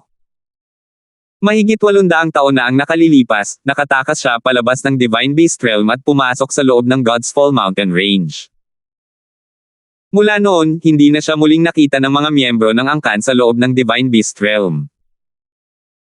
Mula rin noon ay sinimulang ilaan ng matandang ninuno ang lahat ng kanyang atensyon sa paggabay kay Larry, at inihanda siya sa kasalukuyang kaharian. Hindi inaasahan ni Larry na nasa loob pala siya ng nakataguweba ng matandang ninuno. Bumantong hininga ang matandang ninuno at sinabing, mahirap sabihing tapusin sa isang pangungusap. Pero malamang ay natuwa siya nang makitang napaka-promising ng sarili niyang anak, di ba? Anak. Nagkagulo ang mga miyembro ng angkan. Tama, si Mateo ay anak ni Janelle Dagan, anak niya sa isang tao. Dahan daw ang sabi ng matandang ninuno. Nagpalitan ng tingin sina Megan at White Light, parehong nakita ang matinding pagkamangha mula sa mga mata ng kausap. Hindi nila inaasahan na mayroon pa palang ganitong pinagmulan si Mateo. Hindi nakakapagtaka na naging kakaiba si Mateo pagkatapos niyang makapasok sa lugar na ito. Sa pagkakataong ito, muling tumingin ang matandang ninuno kay White Light at magiliw na sinabi, kung hindi ako nagkamali ng hula, dapat ay inapo ka ni White Feather, hindi ba? Sa katawan mo, naroon ang aura niya. Perpektong pangangatawan ng White Tiger, hindi naman masama. Magaling. Noon, ang pag-atake nila ni June para lumikha ng libangan para sa aktwal na pag-atake ay talagang napakaganda. Nalinlang pa nito ang matandang ito. Hindi lang talaga inakala ng matandang ito na sabay na nasira ng kanilang mga inapo ang sumpa. Nakakainis. Habang nakikipag-usap sa likuran, ang matandang ninuno ay tumawa ng pangungutya sa sarili. Nanginig si White Light. Para siyang nakuryente. O matandang ninuno, ano ang ibig sabihin ng iyong mga salita? Nilunok ni White Light ang kanyang laway at sinabing. Naupo lang ang matandang ninuno at nagsimulang magkwento tungkol sa mga sikreto ng Divine Beast Realm. Nang marinig ni White Light ang mga salita ng matandang ninuno, hindi niya maiwasang mamangha ng husto. Lumalabas na ang lugar na ito ay isang lupain ng pagkatapon. Ang mga lahi ng demonyo rito ay ipinatapon lahat sa lugar na ito dahil sa paggawa ng isang malubhang krimen, at hindi na kailanman nakabalik sa banal na kaharian. Ang espasyong ito ay binuklat ng mga ninuno ng 4 na dakilang banal na halimaw na naghawak kamay, at naglagay ng sumpa sa lugar na ito gamit ang isang nakakatakot na lihim na sining. Sino mang kriminal na ipinatapon dito, kapag umalis na sila sa rehiyong ito, ang kanilang buhay ay mabilis na mawawala, hanggang sa kamatayan. Bukod pa rito, ang kanilang mga inapo ay hindi rin makakaalis sa lugar na ito. Ito ay isang napakasindek na sumpa, na nangangahulugang kapag nakagawa ng isang hindi mapapatawad na pagkakamali at napatapon dito, ang kanilang mga inapo ay hindi kailanman makakakita ng liwanag ng araw. Huwag mong tingnan kung paano ang lugar na ito ay may mga luntiang bundok at malinaw na tubig, ang tanawin nito ay nakamamanghang, isa talaga itong higanteng bilangguan. Ayon sa sinabi ng matandang ninuno, mula pa noong unang panahon, alam na ng Diyos kung gaano karaming miyembro ng angkan ang gustong makatakas sa holang ito sa lugar na ito. Ngunit pagkatapos nilang umalis, mabilis silang tumanda, at namatay pa nga. Kahit ang mga powerhouse sa deity realm ay hindi rin exception. At ang matandang ninuno ang huling makapangyarihang nilalang sa kaharian ng Diyos sa lugar na ito. Siyempre, hindi sila tinulak ng 4 na dakilang ninuno patungo sa pagkalipol kundi nag-iwan ng mahinang sinag ng pag-asa. Kung may isang taong makakarating sa origin deity realm sa loob ng divine beast realm, o manganak ng isang perpektong divine beast at spirit physique na higit sa pisikal, automatikong lalabas ang sumpa. Noong mga panahong iyon, sina Janelle at Whitefeather ang pinakamatalik na magkapatid. Nagtulungan silang dalawa at gumawa ng paraan para makaiwas sa panganib sa silangan habang ang totoo ay umaatake sa kanluran. Ang isa ay nakatakas patungo sa walang hanggang mundo at dumaan sa rehiyon ng mga ipinagbabawal na demonyo, ang isa naman ay nakatakas hanggang sa rehiyon ng mga ipinagbabawal na demonyo. Noong panahong iyon, labis na nagalit ang matandang ninuno, kaya naman niya inilatag ang Peach Blossom Forest na iyon. Hindi lang niya inaasahan na sa mga inapo ni Whitefeather, isa ang tunay na nagsilang ng isang perpektong pangangatawan ng puting tigre. Samantalang ang anak ni Janelle ay ang atavism Dragon Soul ng mga alamat. 1247. Habang dumadaan sa isang bahagi ng madilim na kuweba, halos naubos na ni Mateo ang lahat ng kanyang lakas. Habang lumalakad siya patungo sa kailaliman, mas bumibilis ang tibok ng puso ni Mateo. Mas lalong bumibigat ang lamig na tumatama sa kanyang katawan. Kasunod ng matinding psikolohikal na pahiwatig na iyon, naglakad si Mateo papunta sa dulo ng kuweba. Sa harap ng kanyang mga mata ay isang malalim at payapang lawa, na hindi niya kayang makita ang ilalim kahit isang sulyap lang. Halos magyelo ang banal na kaluluwa ni Mateo dahil sa malamig na hangin na nagmumula sa pool. Ang malamig na intensyong iyon na tumatagos sa buto ay nagpapigil kay Mateo na hindi manginig. Naging makahulugan ang tingin ni Mateo, at bigla niyang sinabi, ito ang aura ng Eternity Frost. Tama, si Eternity Frost nga iyon. Mukhang minana mo ng buo ang kanyang mantle. Base lang sa malamig na hangin na ito, natukoy mo ang Eternity Frost. Isang malamig na boses ng babae ang narinig. Ito mismo ang boses na narinig ni Mateo sa labas. Walang pakialam ang boses, ngunit ang maliit na bahid ng panginginig ay naglantad ng kaunting pagkabalisa sa puso ng kabilang panig. Ang Eternity Frost ay ginawa sa dulong hilagang lupain. Isa ito sa mga dekalidad na materyales panggamot upang pinuhin ang ilang mga tabletang panggamot na may katangiang tubig. Ang bagay na ito ay walang kapantay ang halaga. Kahit ang isang piraso na kasing laki ng kuko ay katumbas na rin ng ilang lungsod. Ang dahilan kung bakit ito tinawag na Eternity Frost ay dahil kahit masunog ito ng nagliliyab na apoy, hindi rin ito matutunaw. Mamamatay ang mga ordinaryong martial artist ng Dao Profound Realm kapag nataman. Sa sobrang lamig, malamang na hindi maliit ang Eternity Frost sa kailaliman ng pool na ito. Ikaw. Ikaw ba? Napalunok si Mateo at sinabing. Bumantong hininga ang babae at sinabing, Yun lumaki ka na. Nanginig ang buong katawan ni Mateo. Pagkanig sa buntong hininga nito, nagkaroon pa ng gana si Mateo na yakapin ang kabilang panig. Maaari bang? Ikaw ay. Naging hirap ang paghinga ni Mateo. Sa totoo lang, matagal na siyang may bahid ng haka-haka sa puso niya. Pero nang dumating na talaga sa punto ng pagpapatunay, natarante na naman siya. Nag-aalala na baka itanggi ng kabilang panig, nag-aalala na baka mawala ng saysay ang kanyang kagalakan. Sa kanyang pagkakaintindi, kailanman ay wala pang salitang ina na ganito. Sa mahigit 500 taon ng kanyang nakaraang buhay, si Mateo at ang kanyang ama ay palaging umaasa sa isa't isa sa hirap at ginhawa. Hanggang sa buhay na ito, nang imulat niya ang kanyang mga mata at makita si Ren Hongling, doon naramdaman ni Mateo ang pagmamahal ng isang ina. Alam lang ni Mateo na ang pag-ibig na iyon ay hindi sa kanya, kundi sa Mateo, na matagal nang patay. Ninanamnam lang niya ang pagmamahal ng isang ina para kay Mateo. Siya pa rin si Ji Qingyan sa huli. Tama, ako ang nanay mo, mahinang narinig ang boses ni Janelle. Nang marinig ang sagot na ito, ang emosyon ni Mateo ay naging lubhang masalimuot. Tuwa, pag-aalinlangan, pagdududa, galit, lahat ng uri ng emosyon na naghalo, na nagpaparamdam sa kanya na parang sisubog na siya. Hindi niya maintindihan kung bakit hindi na lang nagpakita ang kanyang ina sa buhay niya noon. At hindi rin niya maintindihan kung bakit hindi kailanman binanggit ni tatay si inay. Napakaraming tanong na nakabaon sa kaibuturan ng kanyang puso ang sumabog sa sandaling ito, ngunit ang kaninang pagkabalisa ay naalis din. Bakit? Libo-libong salita ang nabuo sa iisang salitang ito. Hindi alam ni Mateo na ito ang lupain ng pagkatapon at hindi niya alam ang tungkol sa nakaraan ni Janelle. Kaya nang malaman niyang may ina, mas lalong lumala ang sama ng loob. Gurgle. Pumailan lang ang mga bula sa malamig na pool. Kasabay ng isang malakas na pagugong, isang ulo ng dragon ang sumulpat palabas ng pool, nakatitig kay Mateo ng may mainit na tingin. 4 na mata ang nagkaharap, ang isang pares ng mga mata ay puno ng pagkabigla, habang ang isa naman ay puno ng matamis na pag-ibig. Naunawaan ng mabuti ni Mateo ang lahi ng mga dragon. Ang asul na dragon na ito sa harap ng kanyang mga mata ay mukhang matanda at nahihilo. Malinaw na malapit na itong matapos. Bukod pa rito, ang lahi ng dragon ay halos nanatili sa anyong tao.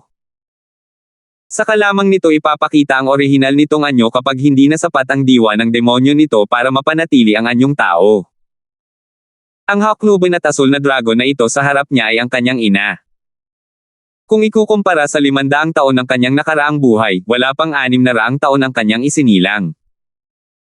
Sa loob ng 600 taon, paano nangyaring ganito katanda ang kanyang ina? Kasalanan lahat ito ni nanay. Si nanay ang nagpanganak sa iyo, pero hindi kanya inalagaan kahit isang araw. Pero sa loob ng 500 taon na ito, iniisip ka ni nanay bawat minuto at segundo. Ang boses ni Janelle ay parang isang lumang balon na walang alon. Ngunit sa oras na ito, nanginginig ang kanyang boses. Sa pares ng mga matang dragon na iyon, bahagya ng lumitaw ang mga luha. Sa isang iglap, biglang naglaho ang aura ni Janelle. Malinaw na naramdaman ni Mateo na ang kaunting natitirang sigla ni Janelle ay biglang naglaho ng malaki. Hindi sinasadyang ikinabahala ni Mateo ang natuklasang ito. Anong nangyayari dito? Gulat na tanong ni Mateo. Kahit na alam niyang wala nang gaanong natitirang puwersa ng buhay ng kabilang panig, ang kaunting pagbabago lang ng emosyon ay agad na nakapagpababa ng sigla nito. Kahit na ang alchemy daw ni Mateo ay kahanga-hanga, ngayon lang siya nakakita ng ganitong sitwasyon. Tumulo ang luha ng dragon. Nakahinga ng maluwag si Janelle, ayos lang, para makita kang muli ni inay, kahit mamatay ako agad, wala rin akong pagsisisihan. Maayos ba ang tatay mo? Siya. Mabuti naman. Muntik nang mailabas ni Mateo ang katotohanan. Pero nang maalala niya na tila hindi kayang tiisin ni Janelle ang isang emosyonal na stimulus, binago niya ang kanyang mga salita sa huli. Sa pagkakataong ito, bumalik sa dati at walang emosyong estado si Janelle, at ibinuka ang kanyang bibig upang sabihin, maaaring. Nagkaroon ng problema ang iyong ama. Malinaw na ang paghinto ni Mateo ngayon lang ay nagdulot ng masamang kutob kay Janelle. Umiling si Mateo at sinabing, napakalaki ng pangarap ni tatay, nahirapan lang talaga siya sa pagpipino ng peel. Gamit ang lakas niya, hindi pa naisisilang ang isang bagay na maaaring magdulot ng problema para sa kanya sa Divine Realm. Pinag-isipan ito ni Janelle at sinabing, totoo iyan. Sumulyap si Mateo kay Janelle at nagtanong, maaari mo bang sabihin sa akin? Ano ba talaga ang nangyayari? Bahagyang bumantong hininga si Janelle at nagsalita tungkol sa sumpa ng lupang ito ng pagkatapon. Labis na nagulat si Mateo habang nakikinig sa tabi. Noon niya lang naintindihan kung bakit sila iniiwan ni Inay at ni Itay. Sa wakas ay naunawaan na rin niya kung bakit niya taglay ang Atavism Dragon Soul. Lumalabas na ang katawan niya ay umaagos kasama ang kalahati ng lahi ng dragon. Nay, pasensya na po. Dahil naiintindihan niya ang sunod-sunod na pangyayari, hindi napigilan ni Mateo na mabulunan. Hanggal na bata, ang dapat humingi ng tawad ay si Inay. Hindi man lang nagawa ni Inay ang kanyang tungkulin bilang isang ina kahit isang araw.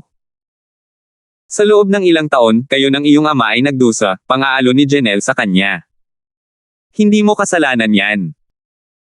Inay, itong isinumpang lupa, wala kayang paraan para malutas ito. Umiling si Janelle at sinabing, maliban na lang kung mabubuhay muli ang ninuno, kung hindi, hindi na ito malulutas. Wala nang ibang nakaabot sa kanyang taas pagkatapos ng ninuno ng aking lahi ng dragon. Bukod pa rito, ngayong wala ng heavenly daw ang divine realm na ito, wala nang paraan para makapasok sa deity realm. Kahit ang ancestor ay nasusupol na rin sa half-deity realm. Ngunit nang marinig ni Mateo ang mga salitang ito, nagliwanag ang kanyang mga mata at sinabi, ang batang ito ay nagtataglay ng Atavism Dragon Soul.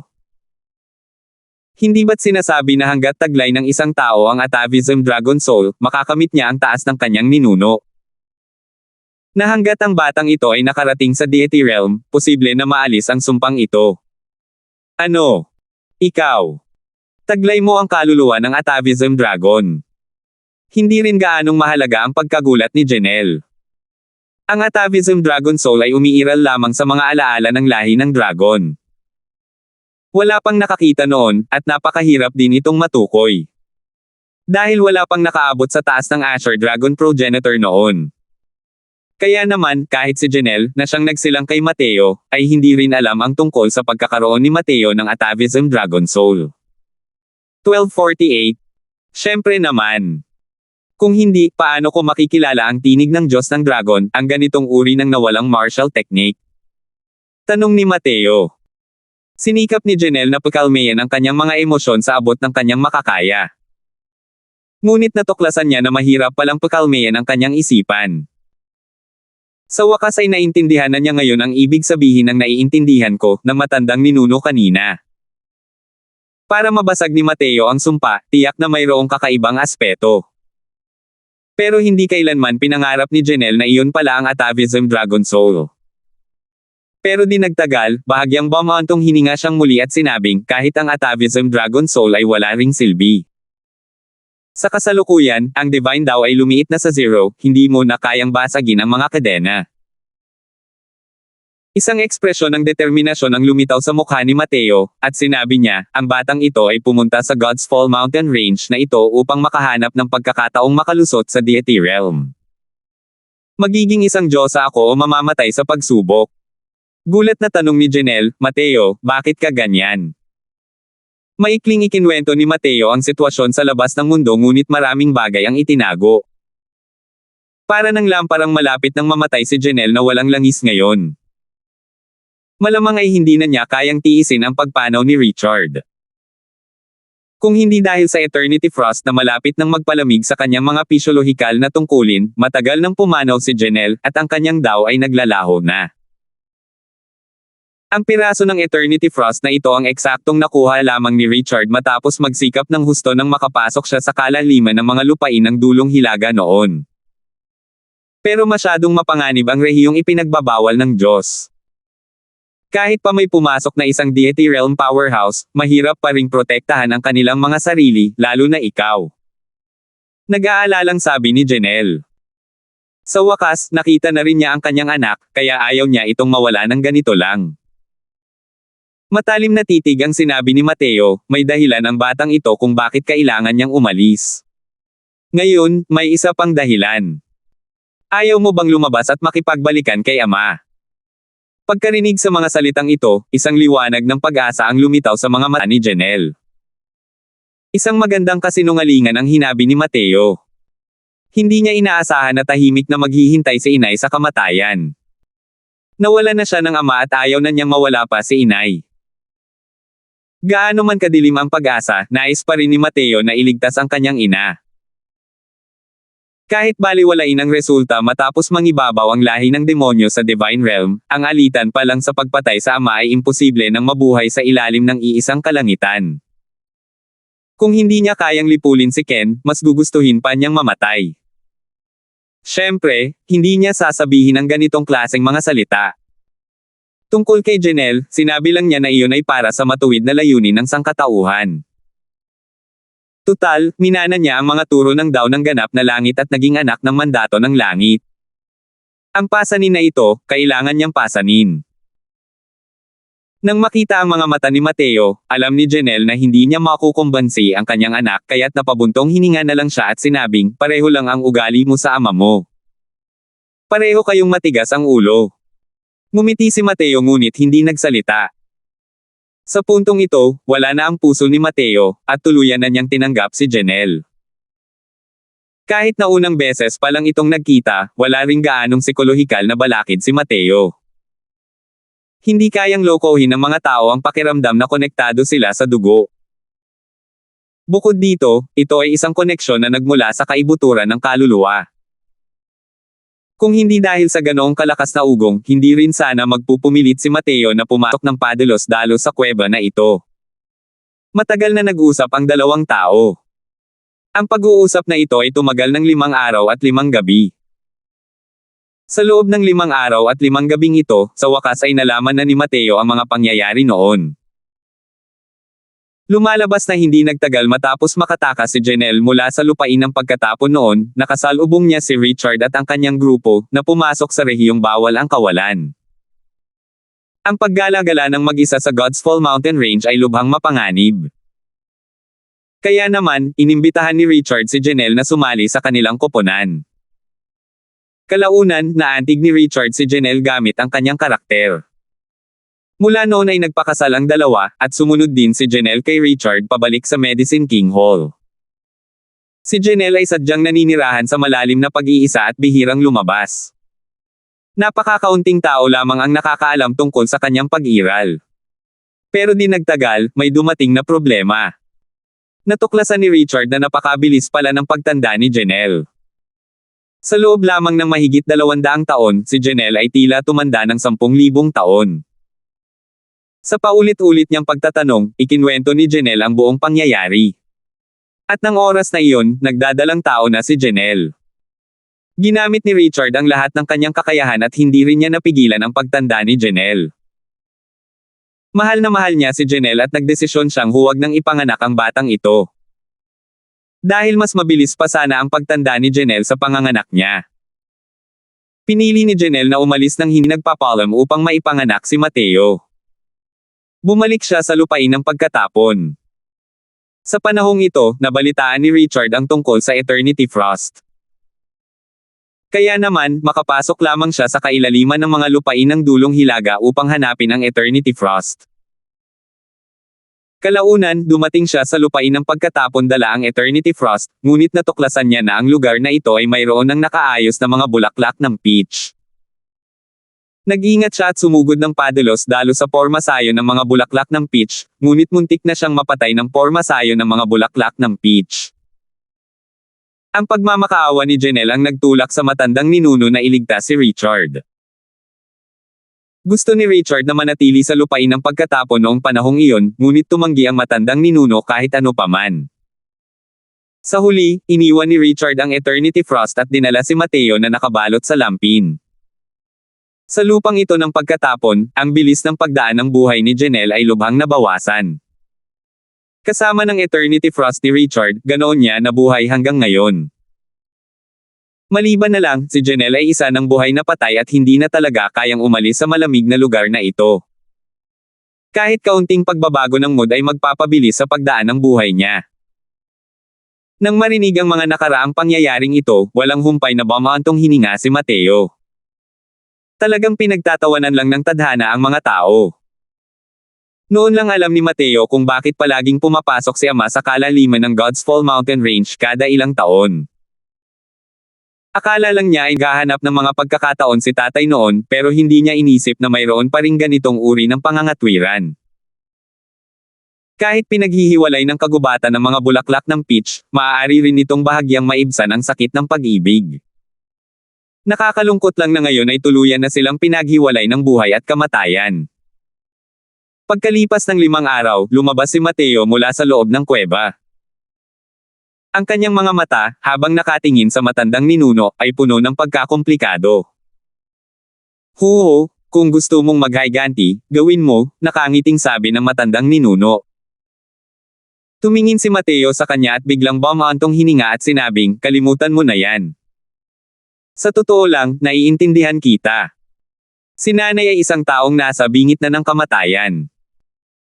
Ayaw mo rin na mapalaki kami ni tatay sa lugar na ito na parang mga alagang hayop sa kulungan, kaya pinalayas mo kami. Ang kuweba na ito ay isang libingan, ngunit paanong hindi naging malaking libingan ang Divine Beast Realm na ito? Kung tama ang aking mga haka-haka, malamang na isumpa rin ang mga tagalabas kung mananatili sila rito ng matagal, hindi ba?" Napawi ang ngiti ng matandang ninuno, at ang kanyang tingin ay nagpapakita ng pagtataka. Hindi niya talaga inaasahan na sasabihin ni Mateo ang mga salitang ito. "Haha, talagang napakabait na anak ni Janelle." Biglang humagalpak ng tawa ang matandang ninuno. "Naguguluhan lang talaga ako, paano mo nalaman na magiging maayos ako kung pupunta ako sa labas ng mundo? Malamang, hindi mo rin nahalata na kabilang ako sa Atheism Dragon Soul noon, di ba?" Ngumiti ang matandang ninuno at sinabing, "Dahil isa kang tao. Ang sumpa ng lupang ito ng pagkatapon ay para lamang sa mga lahing demonyo. Hanggat ang mga tao sa labas ng mundo ay papasok sa lugar na ito ng mahigit kalahating taon, sila rin ay mabubuo ng sumpa. Ito ay dahil lamang sa hindi pa nakapasok ang mga tagalabas sa lugar na ito noon, kaya walang nakakaalam ng ganitong bagay. Iyon lang." Tumanggaw si Mateo at sinabing, "Ganito pala. May isa pa akong bagay." Matandang ninuno, pakiusap, ayusin ang kalituhan. Tumanggaw ang matandang ninuno at sinabing, "Sabi mo. Nang makita ko dati ang 4 na dakilang pinuno ng mga elder na ginagamit ang mga teknik sa pakikipaglaban ng 4 na angkan ng sabay-sabay, talagang nakalikha ito ng isang uri ng resonansya. Mula roon, ang kapangyarihan ay tumaas ng husto. Iniisip ko kung nagkataon lang ba ito, o silang 4 ay espesyal na sinanay dati sa landas ng magkasanib na pag-atake." Tanong ni Mateo na may pagtataka. Ngumiti ang matandang ninuno at sinabing, "Kailangan itong magsimula sa pinagmulan ng mga angkan ng pamilyang 4 na simbolo." 1249. Pinagmulan ng 4 na angkan. Naging seryoso ang ekspresyon ni Mateo, hindi niya inaasahan na ganoon pala talaga ang sagot na natanggap niya. Matapos mawala ang Heavenly Daw, mabilis na humina ang Demon Region ng Divine Realm. Pagkatapos ng digmaang iyon 50,000 taon na ang nakalilipas, ang Four Symbols family clans ay dumanas pa ng malaking pagkawala ng sigla. Sa ngayon, kahit na mayroong maduro, ang ganitong uri ng makapangyarihang nilalang, mas mahina pa rin sila kaysa sa sangkatauhan sa kabuuan. Sa proseso, maraming sikretong nakabaon sa limot sa kasaysayan. Hindi talaga alam ni Mateo kung ano ang pinagmulan ng Four Symbols family clans. Dahil ang bawat angkan ng 4 na simbolo ay may kanya-kanyang ninuno, saan nga ba nagmula ang mga ninunong ito? Dahan daw ang sinabi ng matandang ninuno, Asher Dragon ng Silangan, Puting Tigre ng Kanluran, Ibong Vermilion ng Timog, Itim na Pagong ng Hilaga. Ang mga ninuno ng 4 na dakilang banal na halimaw ay dating mga tagapagbantay na banal na halimaw ng Divine Realm. Ang lakas ng 4 na dakilang ninuno ay lubhang kakilakilabot. Sa pagtutulungan upang supalan ang 4 na direksyon, walang nang-ahas na sumaway. Kahit ang mga powerhouse ng Origin Deity Realm ay magiging alikabok din sa isang pitik ng daliri sa ilalim ng Four Symbols Grand Array na nabuo nila. Naguguluhan ang isip ni Mateo sa narinig. Anong klaseng pag-iral ang Origin Deity Realm, hindi lubos na maisip ni Mateo. Maaari kayang ang apat na dakilang ninuno ay mga nilalang na mas malakas pa kaysa sa Origin Deity Realm? Anong klaseng pag-iral ang kinaroroonan ng apat na dakilang ninuno? Hindi napigilan ni Mateo na magtanong. Ngunit umiling ang matandang ninuno at sinabing, hindi ko rin alam. Ang alam ko lang, napakalakas. Ang kanilang lakas ay hindi kayang hulaan ng mga katulad natin. Kung tungkol naman sa kung gaano kalakas, sila lamang mismo ang nakakaalam. Huminga ng malalim si Mateo, agad na nakaramdam ng kaunting pagkabalisa. Ang apat na dakilang ninuno, tiyak na mga pag-iral iyan mahigit 1,000,000 taon na ang nakalilipas. Kung gayon, ano nga ba ang hitsura ng mas sinaunang Divine Realm? Bakit nalalanta ang kasalukuyang banal na kaharian hanggang sa puntong ito? Natuklasan ni Mateo na habang dumarami ang kanyang nalalaman, lalo siyang nagiging hindi sigurado. Ang banal na kaharian na ito ay malayo sa kasing simple ng nakikita sa panlabas na anyo. Ang lahat ng mga teknik sa pakikipaglaban ng Four Symbols Family Clans ay ipinasa ng apat na dakilang ninuno, na nagpupuno sa isa't isa, at palihim na sumaklaw sa Heavenly Dao. Kapag naisagawa ng sabay-sabay, lilito ang resonansya ng Dao, at mula roon, ang kapangyarihan ay lubos na tataas, sabi ng matandang ninuno. Ganito pala talaga. Saka lang napagtanto ni Mateo. Ang lakas ng apat na dakilang pinuno ng matatanda ay nasa ilalim lamang ng 10 dakilang banal na hari. Ngunit ang kanilang pinagsamang atake ay mas mataas pa ng isang angkla kaysa sa haring banal ng kadiliman na si Sikong Shang. Hindi lang basta-basta ang amplification na kasangkot. Silang apat, ang lakas nila ay masyadong mahina. Hindi nila lubos na kayang ilabas ang lakas ng pinagsamang atake. Kung ito ay ang pinagsamang atake ng Grotto Profound Deity Realms, kaya pa nilang tumawid sa isang pangunahing kaharian para makipaglaban. Sabi ng matandang ninuno.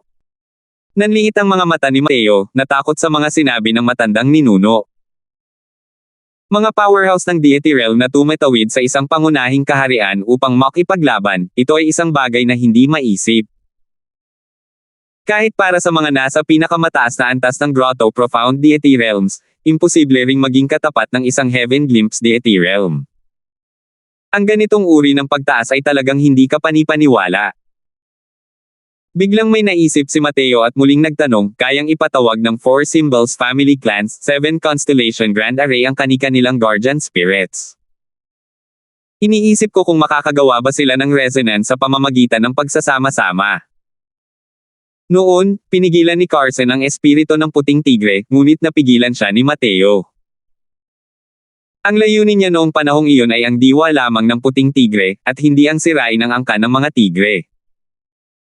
Tila gustong gamitin ng lahing demonyo ang mga espiritu ng apat na simbolo para gumawa ng isang bagay. Nagtanong lang si Mateo dahil naalala niya ang bagay na ito. Tumango ang matandang ninuno at sinabing, ang 47 Constellation Grand Array ay orihinal na iisa. Kapag pinagsama-sama, ito ay tinatawag na 28 Constellation Grand Array. Ito ay inilatag ng apat na dakilang sagradong ninuno, at mayroong bakas ng espiritu ng ninuno na ipinagkatiwala dito. Kalaunan, ang mga miyembro ng apat na angkan ay lalong dumami, at mayroong isang makapangyarihang nilalang na naghati sa malaking hanay sa apat, na naging angkan ng bawat angkan na nagpoprotekta sa malaking hanay. Sa kasalukuyan, nawawala ang Heavenly Dao, ang kapangyarihan ng mga espiritu ng ninuno ay wala pang 10,000, ang kapangyarihan nito ay mas malala kaysa dati. Gayunpaman, kung ang apat na espiritu ay pinagsama-samang mga pag-atake, ang kapangyarihang iyon ay talagang hindi maaaring maliitin. Bahagyang lumabo ang tingin ni Mateo. Pakiramdam niya ay hindi lamang pag-isahin ang banal na kaharian ang layunin ni Ken. Isa pa, minsan nang sinabi ni Ken ang isang bagay na Immortal Grove Region, dati. Tila tumutukoy ito sa Divine Realm. Kakaiba ito para kay Mateo noon pa man. Pero ang ganitong bagay, malamang kahit si Lian Fang ay hindi rin makasagot sa kanya. Pero, hindi lahat ng ito ay mahalaga. Ang pinakamahalagang bagay ngayon ay ang lipulin si Ken. Hanggat kaya niyang makarating sa Deity Realm, sa pamamagitan ng pag-asa sa tinig ng Diyos ng Dragon, tiyak na kaya niyang patayin si Ken. Kahit na tuluyang makabawi ang kanyang lakas, hanggat mayroong pagsugpo sa Heavenly daw, pareho pa rin ang resulta. Aalis ka na ba? Tanong ng matandang ninuno. Bumalik sa katinoan si Mateo mula sa kanyang pagmumuni-muni at tumango, papasok ako sa rehiyong ipinagbabawal ng Diyos at hahanapin ang pagkakataong maging isang Diyos. Tumalim ang tingin ng matandang ninuno, at gulat na sinabi niya, ang rehiyong ipinagbabawal ng Diyos ay isang lugar na kahit ang mga may kapangyarihan sa deity realm ay hindi nangangahas na puntahan. Tumango si Mateo at sinabing, pero doon lang din ang lugar kung saan posibleng maging isang Diyos. Matandang ninuno, marahil. Darating ang araw na makikita mo muli ang liwanag ng araw. Nang inig ang buong katawan ng matandang ninuno, ang kanyang tingin ay nagpapakita ng gulat. Dahil iniuugnay niya ito kay Mateo na nagtataglay ng atavism Dragon Soul, naunawaan niya kung ano ang gustong gawin ni Mateo sa lalong madaling panahon. Ngayong nawawala na si Heavenly daw, ang ganitong uri ng pag-iisip ay katumbas na lamang ng kalokohan.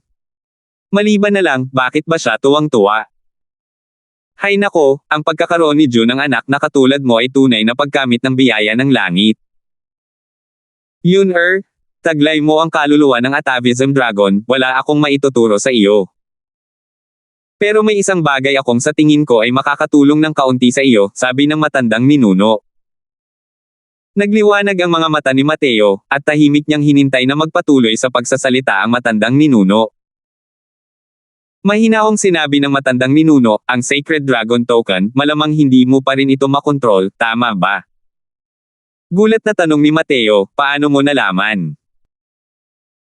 Tumawa ang matandang ninuno at sinabing, nawawala ang Heavenly daw, ang Divine daw ay unti-unting nauubos, natural na walang sinuman sa labas ng mundo ang makakakontrol sa Sacred Dragon Token. At ang paraan para makontrol ang Sacred Dragon Token, tanging ang mga powerhouse ng deity realm ng Dragon Clan ang nakakaalam. Ito. Sinubukan ko ng gumawa ng resonance gamit ang Sacred Dragon Token gamit ang Divine Rank Dragon Wave dati, at sinubukan ko ring mag-activate gamit ang Blood Essence. Pero lahat sila ay nabigo, walang magawang sabi ni Mateo. Ang Sacred Dragon Token ay isang makalangit na banal na artifact, ang kapangyarihan nito ay tiyak na mas mataas ng isang antas kaysa sa Evil Extermination Sword. Tungkol sa lahat ng ito, pinag-isipan ni Mateo ang lahat ng mga paraan na naiisip niya ngunit hindi pa niya nagagawa noon. Dahil sa kawalan ng magawa, sumuko na lamang si Mateo. Hindi niya inaasahan na magkakaroon pala ng hindi inaasahang sorpresa ngayon. Alam na alam ng matandang ninuno ang paraan para ma-activate ang Sacred Dragon Token.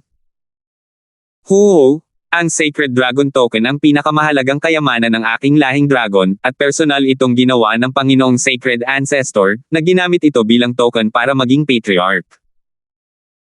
Kung maaari itong i-activate ng sinumang makakuha nito, hindi ba't ang aking lahi ay magkakaroon ng posibilidad na makontrol ng mga tao anumang oras? Sabi ng matandang ninuno. May katuturan, sabi ni Mateo sabay tango. Ang Sacred Dragon Token ay hinulma ng sagradong ninuno na may esensya ng dugo, at gumamit siya ng isang dakilang banal na kakayahan upang isama ang paraan ng pag-activate ng Sacred Dragon Token sa memorya ng mana. Tanging ang mga powerhouse ng lahi ng dragon na nakalusot sa deity realm ang makakaalam ng paraan ng paggamit ng Sacred Dragon Token. Siyempre, kaalaman lamang din iyon. Sa pamamagitan lamang ng pagkuha ng pagkilala sa Sacred Dragon Token maaaring maging Panginoon ng angkan ng dragon ang isang tao, at ma-activate ang Sacred Dragon Token. Kung hindi, kahit makuha ito ng mga powerhouse ng Origin Deity Realm, hindi rin nila mailalabas ang tunay nitong kapangyarihan. Sabi ng matandang ninuno. Ganito pala. Sa ganitong paraan, ikaw lang sa mundong ito ang nakakaalam kung paano paganahin ang Sacred Dragon Token na ito. Gulat na sabi ni Mateo. Hindi nakakapagtaka na kahit ginamit na niya ang lahat ng kanyang makakaya, hindi pa rin niya na-activate ang Sacred Dragon Token. Kung hindi dahil sa maling pagpasok niya sa lupain ng pagkatapon, malamang ay mapapagana lamang niya ito sa pamamagitan ng pagpasok sa deity realm. 1250. Sa loob ng isang tagaytay ng bundok na hindi kalayuan sa espasyo ng Soul Refining Sect, nagkukumpulan ang mga figure. Ilang martial artist ang kasalukuyang tinutugis ng isang mapanglo na halimaw. Maghiwalay kayo at tumakbo. Napakabilis ng walang awang halimaw na ito. Kapag naabutan na natin ito, wala ni isa sa atin ang makakatakas, biglang sigaw ng isa sa kanila. Magulong ang aura ng halimaw na iyon. Bukod pa rito, kakaiba ang bilis nito, parang malapit na nitong maabyutin ang iilang tao. Sa oras na ito, parang may lumabong naramdaman ang lahat, na para bang may dumaan sa kanilang harapan. Boom! Nagkalat ang laman at dugo kahit saan. Namutla ng husto ang iilang tao sa takot at natuklasan nilang ang halimaw ay nadurog na at naging parang pasta. Isang figure ang nakatalikod sa kanila, nakatayo habang ang mga kamay ay nasa likod ng kanyang likuran.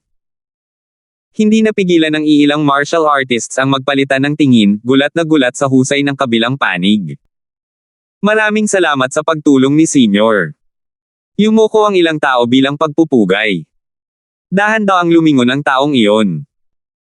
Nang makita ng lahat ang mukha ng kabilang panig, lubhang nagbago ang kanilang mga mukha. Heaven Stabilizing Divine King. Ikaw. Hindi ka pa talaga patay. Namutla ang iilang tao sa takot. Ang nagligtas sa kanila ay si Reynold, na inakala nilang patay na sa loob ng espasyo ng Soul Refining Sect. Hay nako, parang. Umaasa talaga kayong mamamatay ang upuang ito. Biglang sabi ni Reynold kasabay ng nakakatakot na tawa. Ang ugali ng kasalukuyang Reynold ay ibang-iba na kumpara sa dati. Bagamat mapangapi ang Reynold noon, wala siyang anumang masamang pakiramdam. Pero ngayon, ang ngiting ito lang ay nakakapagparamdam ng kilabot sa mga tao. Nang sulyapan niya ito, para bang nahulog siya sa isang silong na may yelo. Hindi ganoon ang ibig sabihin ng mababang loob na ito. Nabalitaan namin na ang kamahalan ay nakaranas ng isang malaking problema sa espasyo ng Soul Refining Sect, at naisip pa namin na gusto sanang magpaliwanag ng taong iyon ngunit agad siyang pinutol ni Reynold nang ikinumpas niya ang kanyang kamay. Tinatanong ka ng upuang ito, nasaan si Mateo ngayon? Sabi ni Reynold. Nagbago ang ekspresyon ng ilang tao, halos sabay-sabay na umiling. Ang hari ng langit na nakahihigit sa banal na Diyos ang tagapagligtas ng magkapatid na iyon. Paano nila nagawang ipagkanulo ang hari ng langit na nakahihigit sa banal na Diyos? Kamahalan, dumating din ba ang Heaven Surmounting Divine King? Ang hamak na ito. Hindi pa siya nakita. Sabi ng taong nasa unahan ng ilang tao. Gigi, ang lakas pa rin ng loob mong gumawa ng ganitong klaseng maliliit na trick sa harap ng upuang ito. Mukhang mabubuting magkakapatid kayong lahat, di ba? Dahil nga. Habang nagsasalita, casual na itinuro ni Reynold ang isang daliri. Pierce. Ang noo ng isang martial artist ay may malaking butas na tumusok, na matigas na bumagsak sa lupa nang hindi man lang napigilan. Pang-apat na kapatid. Nang makita ng taong nasa harap ang eksenang ito, namula ang kanyang mga mata sa galit. Bigyan kita ng 3 hininga ng oras. Malamig na sabi ni Reynold. Namumula ang mga mata ng taong nangunguna, galit na nakatitig kay Reynold. 3 hininga ka. Kasuklam-suklam kang tao, hindi ka man lang kayang magdala ng sapatos para sa Heaven Surmounting Divine King. Bulag talaga ang langit para hindi ka patayin, itong aswang na ito, sa loob. Mga kapatid, kahit malipol tayo ngayon, hindi rin natin maaaring ipagkanulo ang Heaven Surmounting Divine King. Samahan ninyo ako sa pag-atake at patayin ang peste na ito. Mayroong kabuoang 5 tao sa grupong ito. Sila ay orihinal na mga itinerant cultivator na naging magkapatid dahil sa kanilang mga ugali na kaaya-aya. Ang nakatatandang kapatid ay isa ng Void Mystic Powerhouse, at ang iba pang ilang tao ay pawang mga Divine King Realm Powerhouse din. Sa simula, wala silang gaanong nararamdaman tungkol sa tunggalian sa pagitan ng Heaven Surmounting Divine King at ng Heaven Stabilizing Divine King. Ngunit pagpasok sa God's Fall Mountain Range ngayong biyahe, hinabol muna sila ni Reynold para maging pamangwit ng kanyan, at pagkatapos ay inilipat ni Mateo kalaunan. Baliwalay ng lubusang paggising, ngunit para sabihing pagtataksil kay Mateo, hindi sila pumayag. Sa kanilang mga puso, si Mateo ang bayani ng sangkatauhan, at ang kanilang tanging pag-asa. Ang Betray Mateo ay hindi gaanong naiiba sa personal na paglilibing sa sangkatauhan. Napatay ni Reynold ang ika-4 na ranggo ngunit hindi niya sila ginawang takot na magkapatid. Sa halip, pinasigla nito ang kanilang lakas ng loob. Maliban na lang, ang kanilang lakas ay talagang hindi karapat-dapat banggitin sa paningin ni Reynold. Nang makitang nababaliw ang apat na tao, tumawa ng malamig si Reynold at casual na itinuro ang isang daliri, na parang dinudurog ang mga tuyong dahon at sanga, na ikinamatay ng apat na tao. Sus Mariosep, ang galing talaga ng batang yan, para bang napilitan siyang ibuhos ang isang nakakaakit na gayuma sa lalamunan ng mga taong yan. Parang, ang ganap na langit na yan noon. Mas mababa ka kumpara sa kanya. Bigla, ang mga salitang sinabi ni Reynold ay napuno ng sarkasmo. Sa sumunod na sandali, bumalik siya sa orihinal niyang tono at sinabi ng may malamig na pagsinghot, wala kang pakialam. Isa ka lamang aso na itinaboy ng absolute heaven patungo sa heavenly daw noon, iyon lang. Sus Mariosep, ang walang hiya mong anyo ay parang kay Enzo noon. Sa ngayon, iisa lang tayong katawan, ang punk na yan ang ating karaniwang kaaway. Huwag mo nang pag-alitan ang sarili mo. Kung wala ang Diyos ang ito, hindi mo siya mapapatay. Humph! Maging masunurin ka sa upuang ito. Kung hindi, hindi magagalit ang upuang ito na mamatay kasama ka. Tumahimik ka. Mga katulad ninyo, nakakaintindi ang Diyos ang ito. Hindi kayo mamamatay kasama ko. Huwag na kayong magsalita ng kalokohan, malamang ay papasok na ang baliw na yan sa rehiyong ipinagbabawal ng Diyos. Hayaan mong kontrolin ng upuang ito ang katawan at ipakita ang blood escape track ng Grand Art, tiyak na mahahanap ko ang bakas ng batang yan. Kung may paraan ka para masubaybayan, bakit hindi mo sinabi ng mas maaga? Sus Mariosep, hindi ka rin nagtanong. Paanong ang ibig sabihin ng Diyos ang ito ay katulad ng inaakala ng mga mortal na tulad mo? Kahit ang mga Enzo noon ay kinatatakutan din ang Diyos ang ito. Lumalabas na noong araw na iyon, sina Reynold at Gory ay nagkaroon ng isang mahusay na labanan, at direktang gumuho ang espasyo. Sa simula, ang lakas ni Gory ay mas malakas ng isang magnitude. Ngunit sa kritikal na sandali, dahil hindi na kompleto ang walang hanggang masamang multo ni Gory, nagresulta ito sa pagkakaroon ng nakamamatay na depekto ng kanyang banal na kaluluwa. Dahil nasagap ni Reynold ang pagkakataon, nauwi ito sa pagkatalo at pagkasugat sa huli. Gayunpaman, ang mga paraan ni Gory ay tunay na kamangha-mangha. May dala pa siyang kaunting natitirang kaluluwa at diretsyong sumugod sa katawan ni Reynold, gustong agawin ang ari-arian.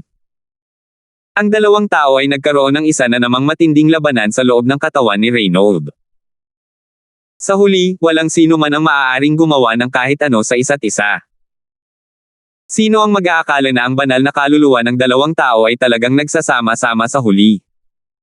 Ngayon, ang dalawang tao ay nagsasalo sa iisang katawan. Ang Heaven Stabilizing Divine King ay hindi na naging anyong tao o multo ngayon. Tapos na. Sa Divine Beast Realm, hindi maipaliwanag na nagulat si Mateo. Isang patak ng sariwang dugo ang tumulo sa dulo ng kanyang daliri. Bilisan mo, patakin mo ang asensya ng dugo ng sagradong ninuno sa Sacred Dragon Token. Nagmamadaling sabi ng matandang ninuno. Tumango si Mateo at pinatulo ang patak ng asensya ng dugo sa Sacred Dragon Token. Boom! Isang nakakatakot na puwersa ng dragon ang pumailan lang sa kalangitan. Ang tunog ng ungol ng dragon ay umalangaw-ngaw sa malawak na kalawakan ng bukas na lupain. Naramdaman ni Mateo na ang kanyang laman at dugo ay sa wakas ay nakalikha ng bakas ng resonansya sa Sacred Dragon Token. Gayunpaman, isa lamang itong maliit na bakas. Ang lakas ng isang makalangit na banal na artifact, gamit ang kanyang kasalukuyang lakas, ay hindi niya ito nagawang pakawalan. Kahit noong Divine Dao era, ang mga makalangit na banal na artifact ay napakabihirang din. Sa kagustuhang ma-activate ang Sacred Dragon Token, kailangan mong paikliin ang Sacred Ancestor Blood Essence gamit ang isang Divine Dao Secret Art, at pagkatapos ay ipatak ito sa Sacred Dragon Token. Ang ganitong uri ng sikretong sining ng banal na Dao ay pinaikli ng mga banal na inscription. Para sa mga ordinaryong tao na gustuhing maunawaan ito, hindi talaga ito gawain ng isang araw. Pero baliwala lang ito kay Mateo, sa atavism Dragon Soul na ito. 3 araw lang ang ginamit niya at lubos niyang naunawaan ang set na ito ng Divine Dao Secret Art. Halika, subukan mo ang kapangyarihan. Sabi ng matandang ninuno ng may bahagyang ngiti. Ito rin ang unang pagkakataon na nasaksihan niya ang kapangyarihan ng atavism Dragon Soul. Nitong mga nakaraang araw, nang makita niyang naiintindihan ni Mateo ang mga banal na inscription, talagang nalaglag ang kanyang mga panga sa gulat. Tumanggaw si Mateo, at inilabas ang isang pamalo. Boom! Isang bundok na mahigit 70,000 talampakan ang laki ang pinatag ng ganoon lang kabilis. Salamat po at sinamahan ninyo ako, ingat lagi mga master.